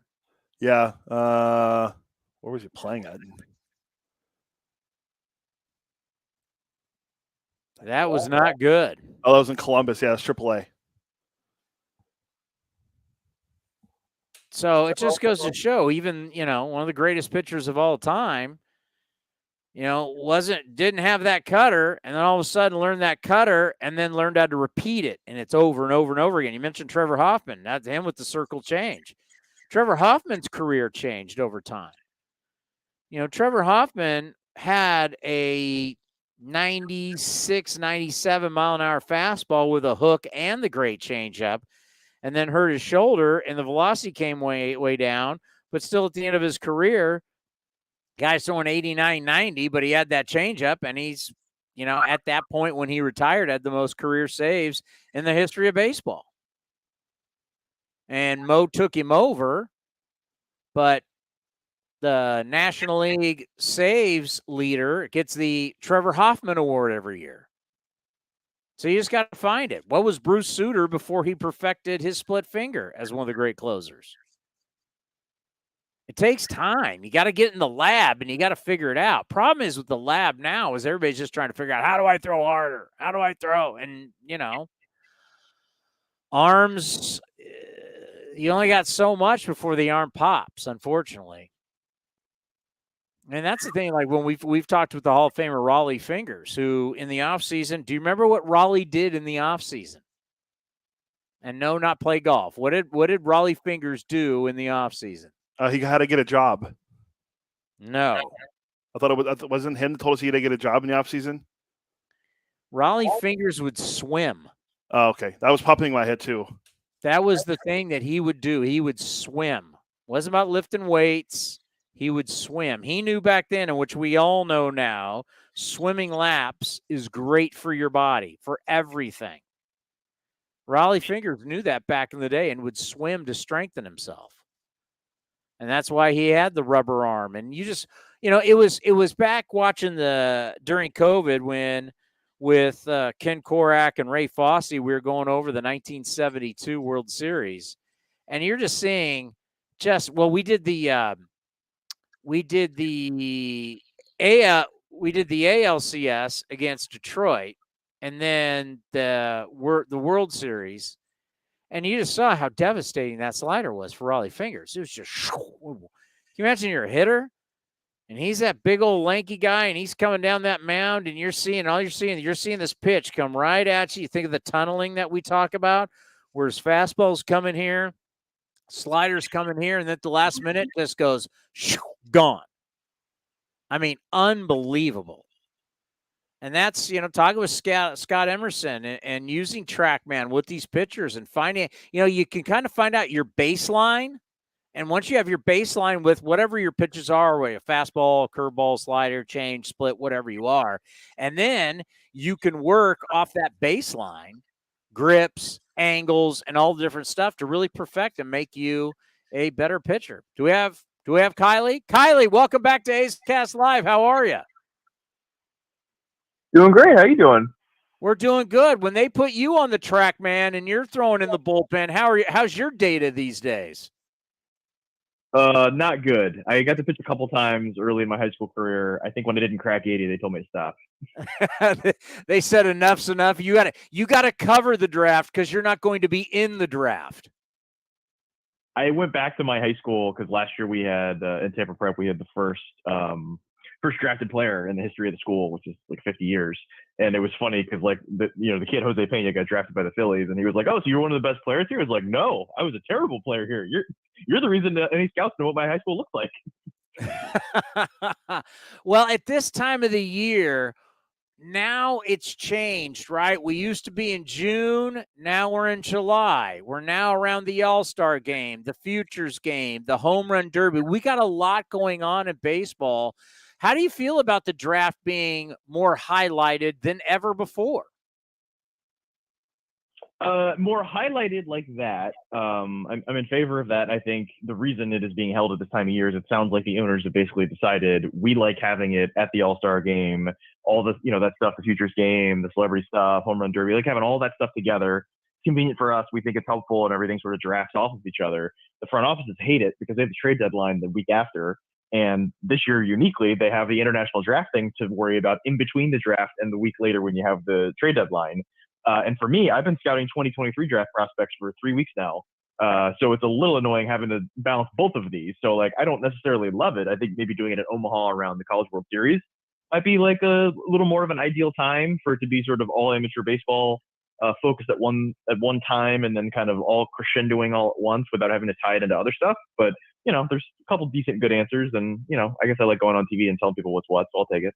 Well, you think about what you said, the international draft, and we've talked to David Forrest, our general manager, about it. He's in favor of it, but he's like all of us, everybody's kind of in the dark of how this thing's going to go. It really is, New York Major League Baseball negotiating with the Players Union. We had Jonathan Mayo on earlier today from MLB.com also, and he was talking about, wow, man, this thing is just. Is it one big draft? Is it just an international draft? I mean, how do you start, trying to get a kid from the Dominican is far different from a player in Japan. Just when you hear international draft, what are you thinking? What's the best way to go about this? Huge topic. We've had multiple Zooms with all the ESPN staff with, Alton Gonzalez has done some writing, Jeff Pass has done some writing on it, all of our editors, myself, I've done some behind the scenes stuff. I've been loading up for a big feature about it once this sort of gets resolved one way or another. The short version of this is I think it worked okay when I started doing this 10, 12 years ago, where it was everyone commonly called it the Wild West, and it kind of was. And every team could spend whatever they wanted, and nobody had really deals because the prices tend to go up over time for the good players. And so nobody had a deal more than a couple months in advance. And it wasn't great. And there were some teams that didn't try at all, but it was fine. And then MLB wanted to put cost controls in place because there were some of these players from Cuba and Japan that were getting, tens of millions of dollars that were older, and they didn't like that. They want to put a cap on how much could be spent and sort of exert a little more control over the process. And then what happened is teams were like, well, if you're going to cap how much money we can spend, then we'll exercise how good we are by signing players earlier and earlier. So instead of 3 months early, we'll do it 6 months early. And then eventually got to 12 and 13 years old. And then the problem became that steroids became an issue, because if you can get a verbal deal at 13, you're incentivized to be on steroids and then get off them by the time you sign, and you won't test positive. And so they then had to have steroid testing on 13-year-olds, which you're like, okay, regardless of how we got here, this is not the place we need to be. And that's where we are right now. Where now both sides are in favor of a draft of some sort, and they're kind of quibbling over the money, because fixing that current issue, we can't go back to where we were, because the league won't give away the sort of cost controls of knowing that it can never go above this number. And the teams are just like, well, this is obviously not a doable process. So let's fix it so that, everyone scouts everybody for, 12 months before. We can trade picks. You pick the player. It's not exactly the same as a draft. They don't necessarily have the college commitments, and, some of the market forces are a little different. We need to sort of account for that, which is why the union wants to be more money involved. I'd like to think they're going to come to a conclusion, but everything I'm hearing is they're really far apart, and I don't think they're going to be able to bridge that gap, which means they'll just get kicked the can down the road to the next CBA. So taking a 30-minute conversation and condensing it into 4 or 5 minutes, that's my take. Well, the one thing I wonder, how are you going to deal with the Japanese players? How are you going to, you still have the problem with some of these kids. They're indebted to multiple people that you hear about, which is very sad. There's hangers on at a different level, not what we see in the NBA and the NFL, but you draft this kid and he owes this person, this person, this person. I mean, it's really sad how they hang on to these young kids, because everybody's trying to get out of the situation they're in, and they're seeing this young child could be their way out. I just don't know how these drafts, and I'm not expecting you to have all the answers, but it's just really complicated and messy. And it's I think once people really understand how it has been going on, that it's kind of an ugly situation that doesn't make baseball look really good. And I would say over half the people, because I've talked to a lot of them that are involved in the negotiation, the people that are actually throwing proposals back and forth, have never been down there to a baseball thing. One of the teams I worked for, the team president, asked me about it because I had a history doing that. And he was like, oh, what do you think? And I said what I thought, and he said what he thought. And I was like, oh, when's the last time you went down there? He's like, I've never been. And I'm like, you're one of the 30 guys in the room deciding what the policy is. You've literally never been before.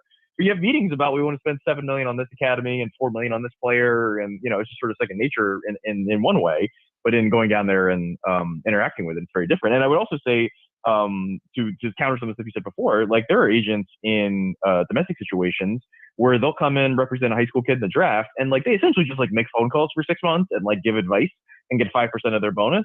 And in Latin America, there are examples of very good buscones and agents and trainers where they house, feed, and turn these kids into men for 4 years, and they get 35%. And I'm like, it feels like they're doing way more than 7 times the work than the agents domestically are doing, who are just making some phone calls and can represent 14 kids at the same time. Those guys are, essentially the tutor, the baseball coach, the sort of leader of young men, like the ones that do it the right way, I think they're kind of getting, what they're being paid for. It's just the bad examples of taking advantage of everybody, which is also very hard to legislate. Like that's endemic to the situation. With the good ones come the bad ones. And yeah, the bad ones like really makes you cringe. You're just like, man, there's got to be a better way to do this. Well, and if you do well in international signings, look no further than the Houston Astros. I mean, you can, whatever your draft is, but if you can dominate in the internet, if you can do well in the draft and the international signings, I mean, the lifeblood for your organization to your big league level, I mean, you can talk about that. I mean, it's unreal, especially like what we've seen Houston be able to do. And they historically don't spend, the giant $2, $3, $4 million up front. Like they basically, it's similar to what I sort of talked about when I worked for a team and they had me do this big long study where I went through every signing in the history of international baseball. And they said, all right, what are your recommendations based on this data? And what I recommended is almost exactly what they do. So I'm imagining they did the same study I did, which is if you really think a pitcher is like one of the best ones you've ever seen, then, pay him $1 million, $1.5 million, whatever you want to do. But just sign a bunch of $10,000 pitchers and like hold them all for 2 or 3 years. See if you can get them to throw harder. If you can't, then unfortunately, it's, time to get another one. And they've turned a number of like $10,000 to $50,000 pitchers into like good big leaguers, like even more than any other team's been able to do. So obviously their development process works really well with those guys. And they also, if you go back to the very, very beginning of this, like what was the first big like signing class? It was like late 80s, early 90s. The Astros had the first one. They had Richard Hidalgo, Bobby Abreu, and like 2 or 3 other big leaguers in their very first class they signed down there when it was more than just, a player here and there, when it was like sign 8 or 10 guys. They were the first team like getting the most out of Dominican Republic and like a little bit later out of Venezuela. So yeah, they've been sort of ahead of the curve for a couple decades now. All right, so we got to go back to that. If I brought you in, I gave you a call and I said, hey, I need recommendations. Let's just say it's the Oakland A's. What do you recommend we do in Venezuela, in the Dominican Republic? Like what is the key strategies down there for finding big leaguers? I think it kind of depends what you're trying to get out of it and what you think your personnel, scouts, executives, data people, what they're good at, and kind of lean into that. Because there are some teams like the Yankees, the Rays, the Dodgers that are generally seen as the most successful teams down there. And what they'll do is they'll go see the, in the current situation, which, may change, but they'll go see the best 13, 14, 15-year-olds, try to identify who's the very tippy top of the market. And they feel confident that part of the market. And they'll basically every year when there's the 5 highest bonuses or the 5 best players at any given point, they'll be like half the teams or those 3 that are very good at that part of the market. And sometimes they think the 3rd best player in the class, they can get for the 28th biggest bonus. And I'm like, oh, okay, we'll definitely sign him because we have like a divergent opinion on that player. And then whatever money we have left, we'll go sign some lesser players. And like all of those teams have like multiple big leaguers from like the $50,000 to $100,000 sort of leftover range. There are other teams like, I mentioned Houston, where they're just not interested. They'll take the older Cuban guys where they can feel better about that level of data, taking like a Pedro Leon who's in AAA right now and be like, okay, we know that guy's going straight to AA. We know what that guy is. The White Sox do this a lot. The Blue Jays have done it historically, where it's like basically any good Cuban player 18 and up, they're going to be near the top of the market on them in terms of what they want to pay for them, because they kind of want guys that they can feel better about, how close they are to the big leagues, and get them there quickly, maybe have immediate trade value, whereas the 16-year-old players, if, run a 40% strikeout rate in rookie ball, can't really trade that guy. And then there's other teams that like to sign 16-year-olds, but like don't go over 500K. And there's some teams like St. Louis, Colorado that have done that and done it pretty successfully. Philadelphia, when they go 7 figures, doesn't necessarily go that well. When they go 3 to 500K, they've got like multiple all-stars doing that. So I think you have to profile your own staff or the staff you can get, figure out what they're best at, and then lean into it. And there's like, I just described like 5 different ways to do it. Those all, if you can execute at a high level, those are all viable ways to do it. Yeah. Like, the NFL where it's like, well, if you don't have a great quarterback, it's almost impossible to win. It's like, no, you can win in that market in a lot of ways. Yeah, kind of what you're saying is you don't have to break the bank on a guy to win. Sounds like you cast a bigger net and get more fish and you got a better chance. Well, and you're taking on so much risk there. You need to have some certainty in your people and your process and the kid and all that kind of stuff to feel like you're going to get a good result. And some teams like just go, like Kool-Aid man flying through the wall, like, hey, we're going straight to the top of the market. We need to like plant a flag. And it's like, you're trying to plant a flag. That means you haven't spent $5 million before. You don't have the process. You don't know if you're going to be good at that. You're probably going to waste about $10 million finding out how to be good at that. And we've seen a lot of teams do that. Like the teams that get good returns at the top of the market have usually done it before and have people that have done it before, and they know the process. And because there's like so much more unknown about these players, I mean, we go see high school players as sophomores. They've already committed to SEC schools. Like they've already been sorted through a couple of times. So it's like harder to be wrong. And down there, like it's the purest form of scouting. You just walk out on the field, somebody says, "Hi, this is my name, this is my age," and you get to watch me play, usually in a workout, not in a game. And it is the hardest thing you can do. Like it's amazing to me that there are guys that over a 10-year period can like see kids twice, give them $3 million and be right more than other people. Like it seems impossible, but there are teams that are good at that. Washington would be another example where they've had some high profile misses, but like when you hit on like Soto and Victor Robles, and I'm sure you can think of some of the other guys, Luis Garcia has gotten to the big leagues, like their hits are some of the craziest hits you've ever seen. When you look at this draft, we'll say it's a high school heavy draft. It's a heavy draft for college players. Where do you see this draft? It is the worst college pitching draft in a long time, maybe a decade. And it's not because the talent's not there. The two guys that I think would have been those the college pitcher picks between like picks 5 and 15. I think it was going to be Connor Freelup, lefty out of Alabama. He missed his entire season recovering from Tommy John surgery. And then Carson Wisenhunt, a lefty out of East Carolina, who missed the season with a PED suspension. I think those were the two guys that were going to emerge, and then obviously did not. Some of the other guys that might have emerged was Peyton Pallette out of Arkansas, missed the whole season with Tommy John. Reggie Crawford, lefty up to 100 with a plus breaking ball out of UConn, missed the season with Tommy John. Landon Sims, Mississippi State, tried to transfer from looking like Craig Kimbrell to being a starter this year. He blew out. He had Tommy John. I think you're sensing a theme here. So it's like on draft day where they're going to be drafted, expectations are pretty low, really bad group. But I think the talent's there. It's just some of these guys are going to essentially not be slowed down by Tommy John, but they're all going to get moved down 10, 20, 30 picks from where they were before they were injured. So that's something to look for. Is I think if you're looking for what demographic is going to go lower, has the chance to surprise some people. Hunter Barco, a lefty out of Florida, was going to go late first round. Now it looks like he'll go late second round because he blew out. That list seems to be never ending. Cole Phillips, a high school kid, blew out this spring. Looked like he was going to go late first. Now he looks like he might end up going to Arkansas. I think that's where you're going to see the surprises is from that pitching group of everyone trying to sort through all of the overslot high school pitchers. It's a very deep group. And then all of the injured pitchers, which is, I think, bordering on a dozen players right now. God, Tommy John used to be such a disaster. And, oh, Tommy John, this is horrible. And now we throw it out like, he's had one Tommy John. Oh, it was in high school. It's in college. It's like no big deal. Does that scare you? How do you feel about that?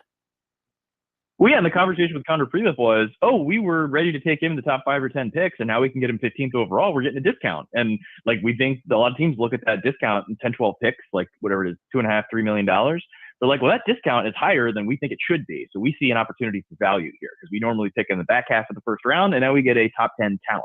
And if he would have pitched 15 games this year, he would not be available. So we're taking advantage of the situation. I think teams, the data says that getting your velocity back is something like 80, 85%. And getting your velocity and command back is a little more rare. And coming back just as good as you were all the way across the board and maybe a little bit better is maybe a coin flip.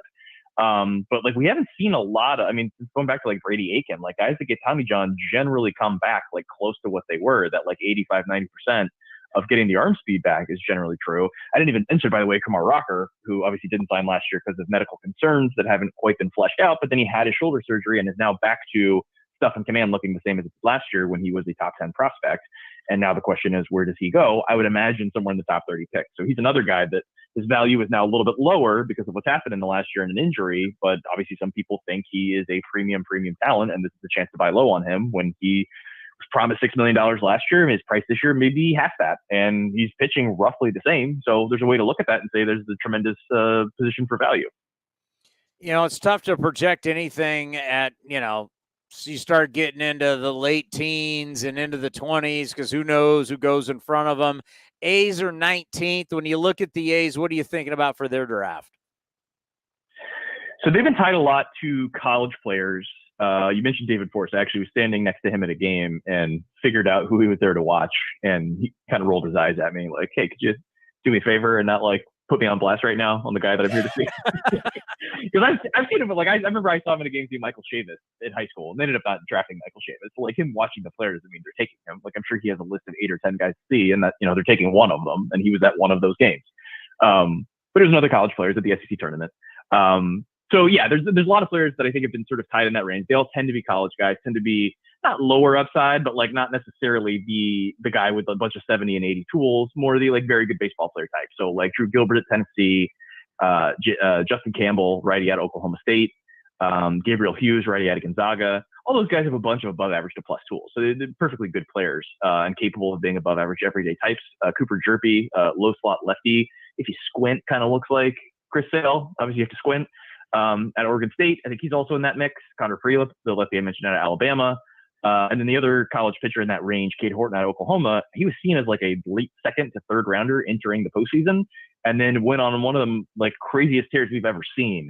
And now it looks like has a real chance to go in the first round. And if he doesn't, it'll be because he turns down huge money to then hopefully be the first pitcher off the board next year, which is like his leverage, because he was coming off of Tommy John surgery, young for the class, was good over 5-6 starts late in the season. I think he thinks with a full season, he goes in the top 10 picks. So there's another situation after a Tommy John. He's already pitched after it, but another chance for teams to take him maybe in the middle of the first round and think they're getting a great value. Because if he would have pitched another month, I think he'd be going higher than where he's looking right now, which again is that like middle of the first round.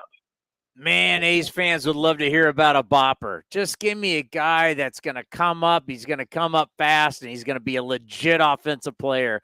If you could be that genie and bring that guy, they would love that. The players I like most that I think will come the fastest do not have huge power, so I don't think that perfectly fits what you're saying. But if what you want is power, it sounds like you do. The two guys for you, I feel like I'm doing Stefan from SNL. If you like club, you'll love. Right fielder out of Vanderbilt, Spencer Jones, 6'7", turned down $2 million out of high school as both a pitcher and hitter. Didn't play a whole lot due to injuries first few years at Vanderbilt. This year posted double plus exit velos, hit double digit homers, is sort of jaw dropping level athlete, like has 30 plus home run power, is also an average runner. The easy comp, even though he's lefty and Aaron Judge is righty, is Aaron Judge. Their numbers are shockingly similar, and Jones did it in the SEC, Judge did it in the Mountain West at Fresno State. And the Yankees pick at 25 and have been tied to Jones. So there's some chatter that they may be trying to do the same thing, but he might not get to 25. I have him ranked 20th. Obviously, the A's are right there at 19. If you want power, either Spencer Jones or Tennessee right fielder Jordan Beck. Also, some people throwing out names like Jason Worth, Hunter Renfroe, that kind of guy. A little bit of swing and miss concern, but tremendous athlete, huge power, maybe 30, 35 home run kind of power.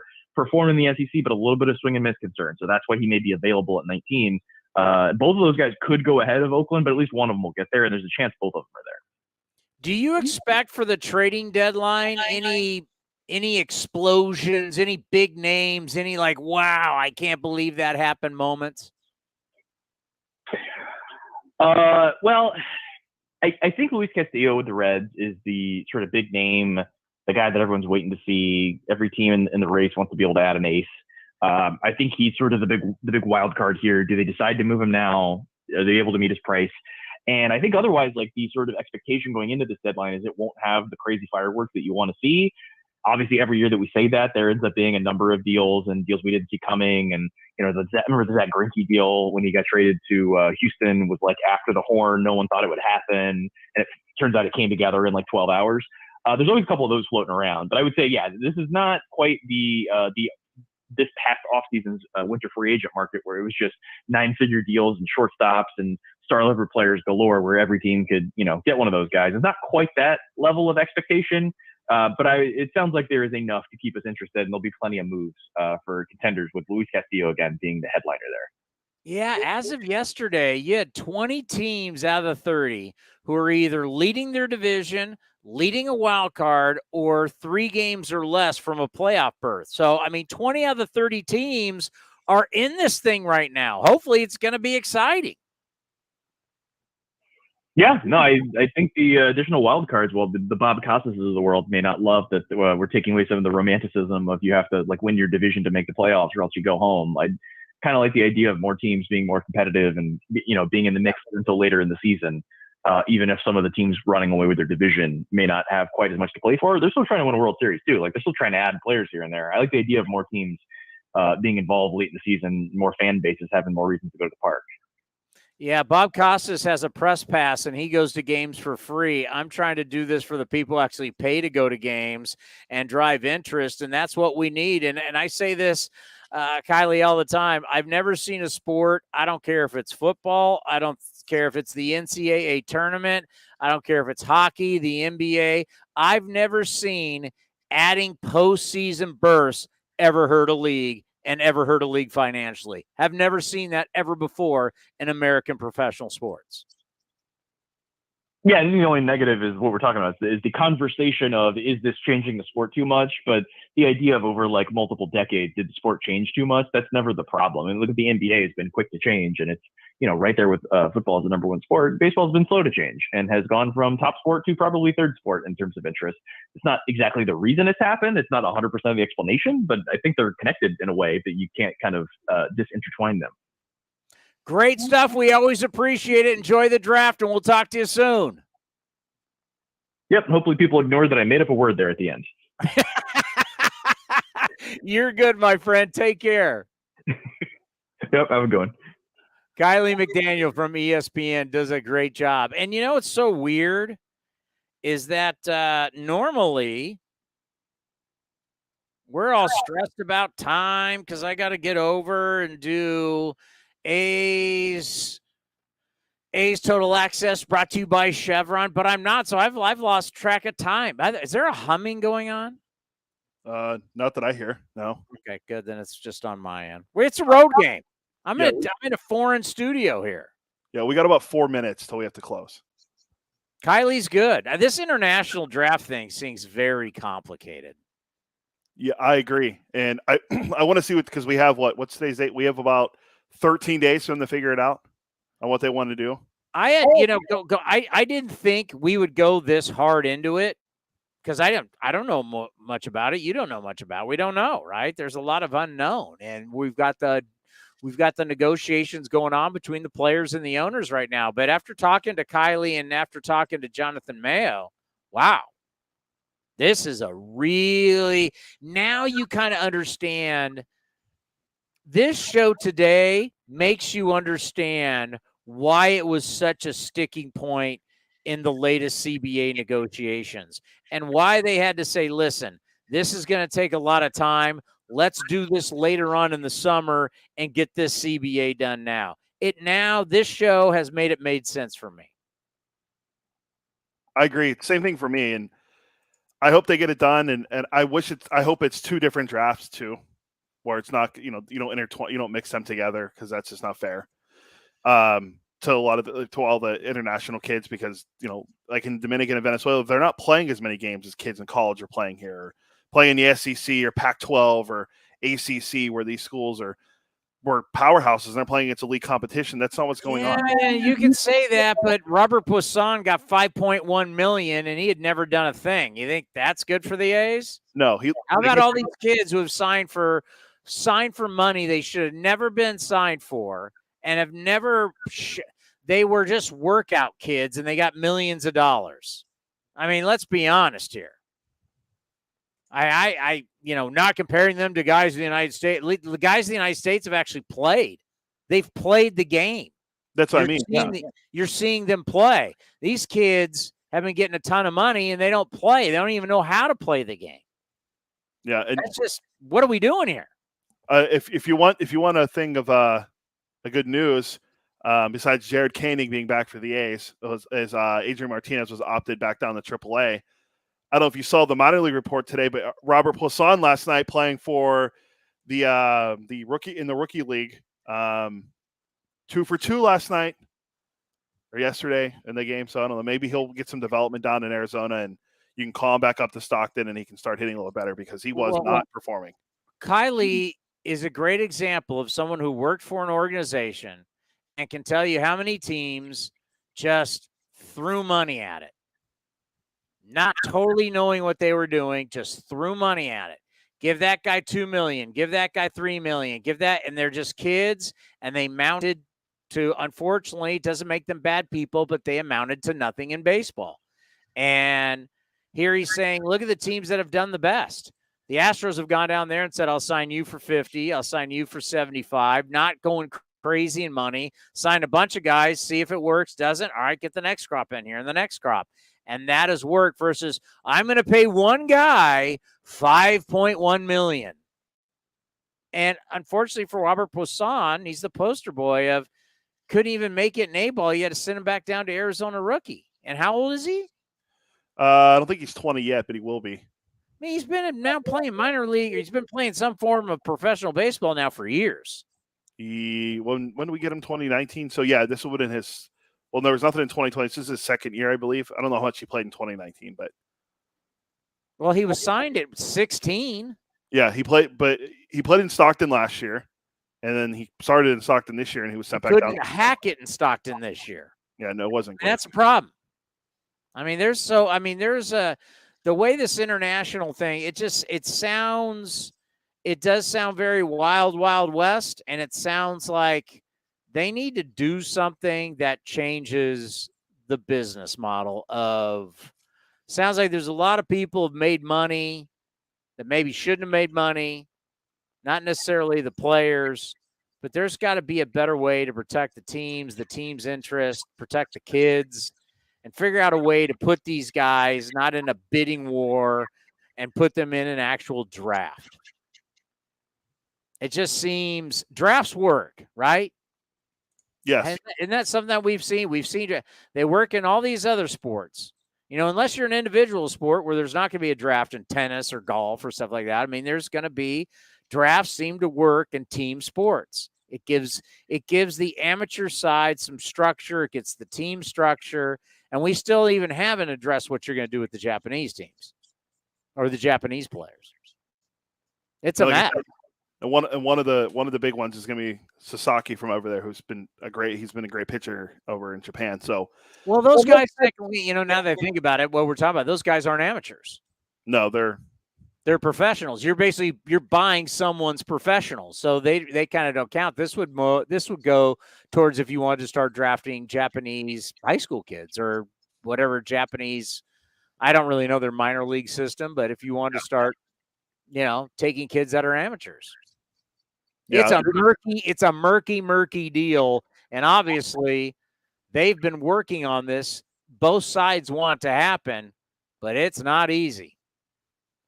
Yeah, that's why it was a big sticking point in the CBA, as you mentioned, and they got 13 days to figure it out. So we got about 3 minutes left. So, all right, what do you got? Oh, well, that's it for today. We're going to have Feldy tomorrow, top 10 first half performances. Oh, you're saying show's done? Yeah. Because, we get kicked off because, Ace Total Access is brought to you by Chevron with Roxy Bernstein will be coming up in a few moments. The great Roxy Bernstein. Yeah. Maybe I'll wait till tomorrow to announce who's hosting pregame on Saturday. Oh. And tease it. That's it. We call that a tease. I learned from you. Yeah. A good host always brings it back to himself. I'm learning. Yes. This is day 1 of 2 days. We will be back here tomorrow, NBC Sports California in the studios. Maybe tomorrow I'll sit in the Kruk and Kipe seats just so an A's butt was in their seats. How about that? And if you can get the Kipe microphone, the really little one that he wears during the broadcast, that would be. I would move my computer to show you what the room looks like, but I'm worried about we know when we move stuff. Yeah, we'll be off the air. Bad stuff happens. You'll be gone, but I'll still be here. I mean, seriously, they have actual San Francisco Giant chairs and one specific for Mike Krukow. But they've got all kinds of bobbleheads, too. So this is the studio that you watched during COVID when they did the play-by-play. Glenn and Ray in Dallas, when they did the play-by-play, this was the room they did it in. Well, I'm glad we were able to get it done today. I love the background, though. The background is sick. Yeah, I agree. I'm looking forward to it. I like how you got the because in here the clouds are blurry, but the way the screen comes on, I don't know how that optical illusion works. You can actually see the sunset, but here when you're looking at with the naked eye, it just looks blurry. But I look on there and you can actually see a sunset. Yeah, you can. I looked at the stream while I was on YouTube and Twitter, and it looked good while we were doing the show. So I've turned the lights as bright as I can get them. Yeah, you look good now. So we got to figure it out for tomorrow. But we got to go. We're gonna get kicked off for Roxy. I got nothing to do until 4:30. Oh. Well, go talk to Bip.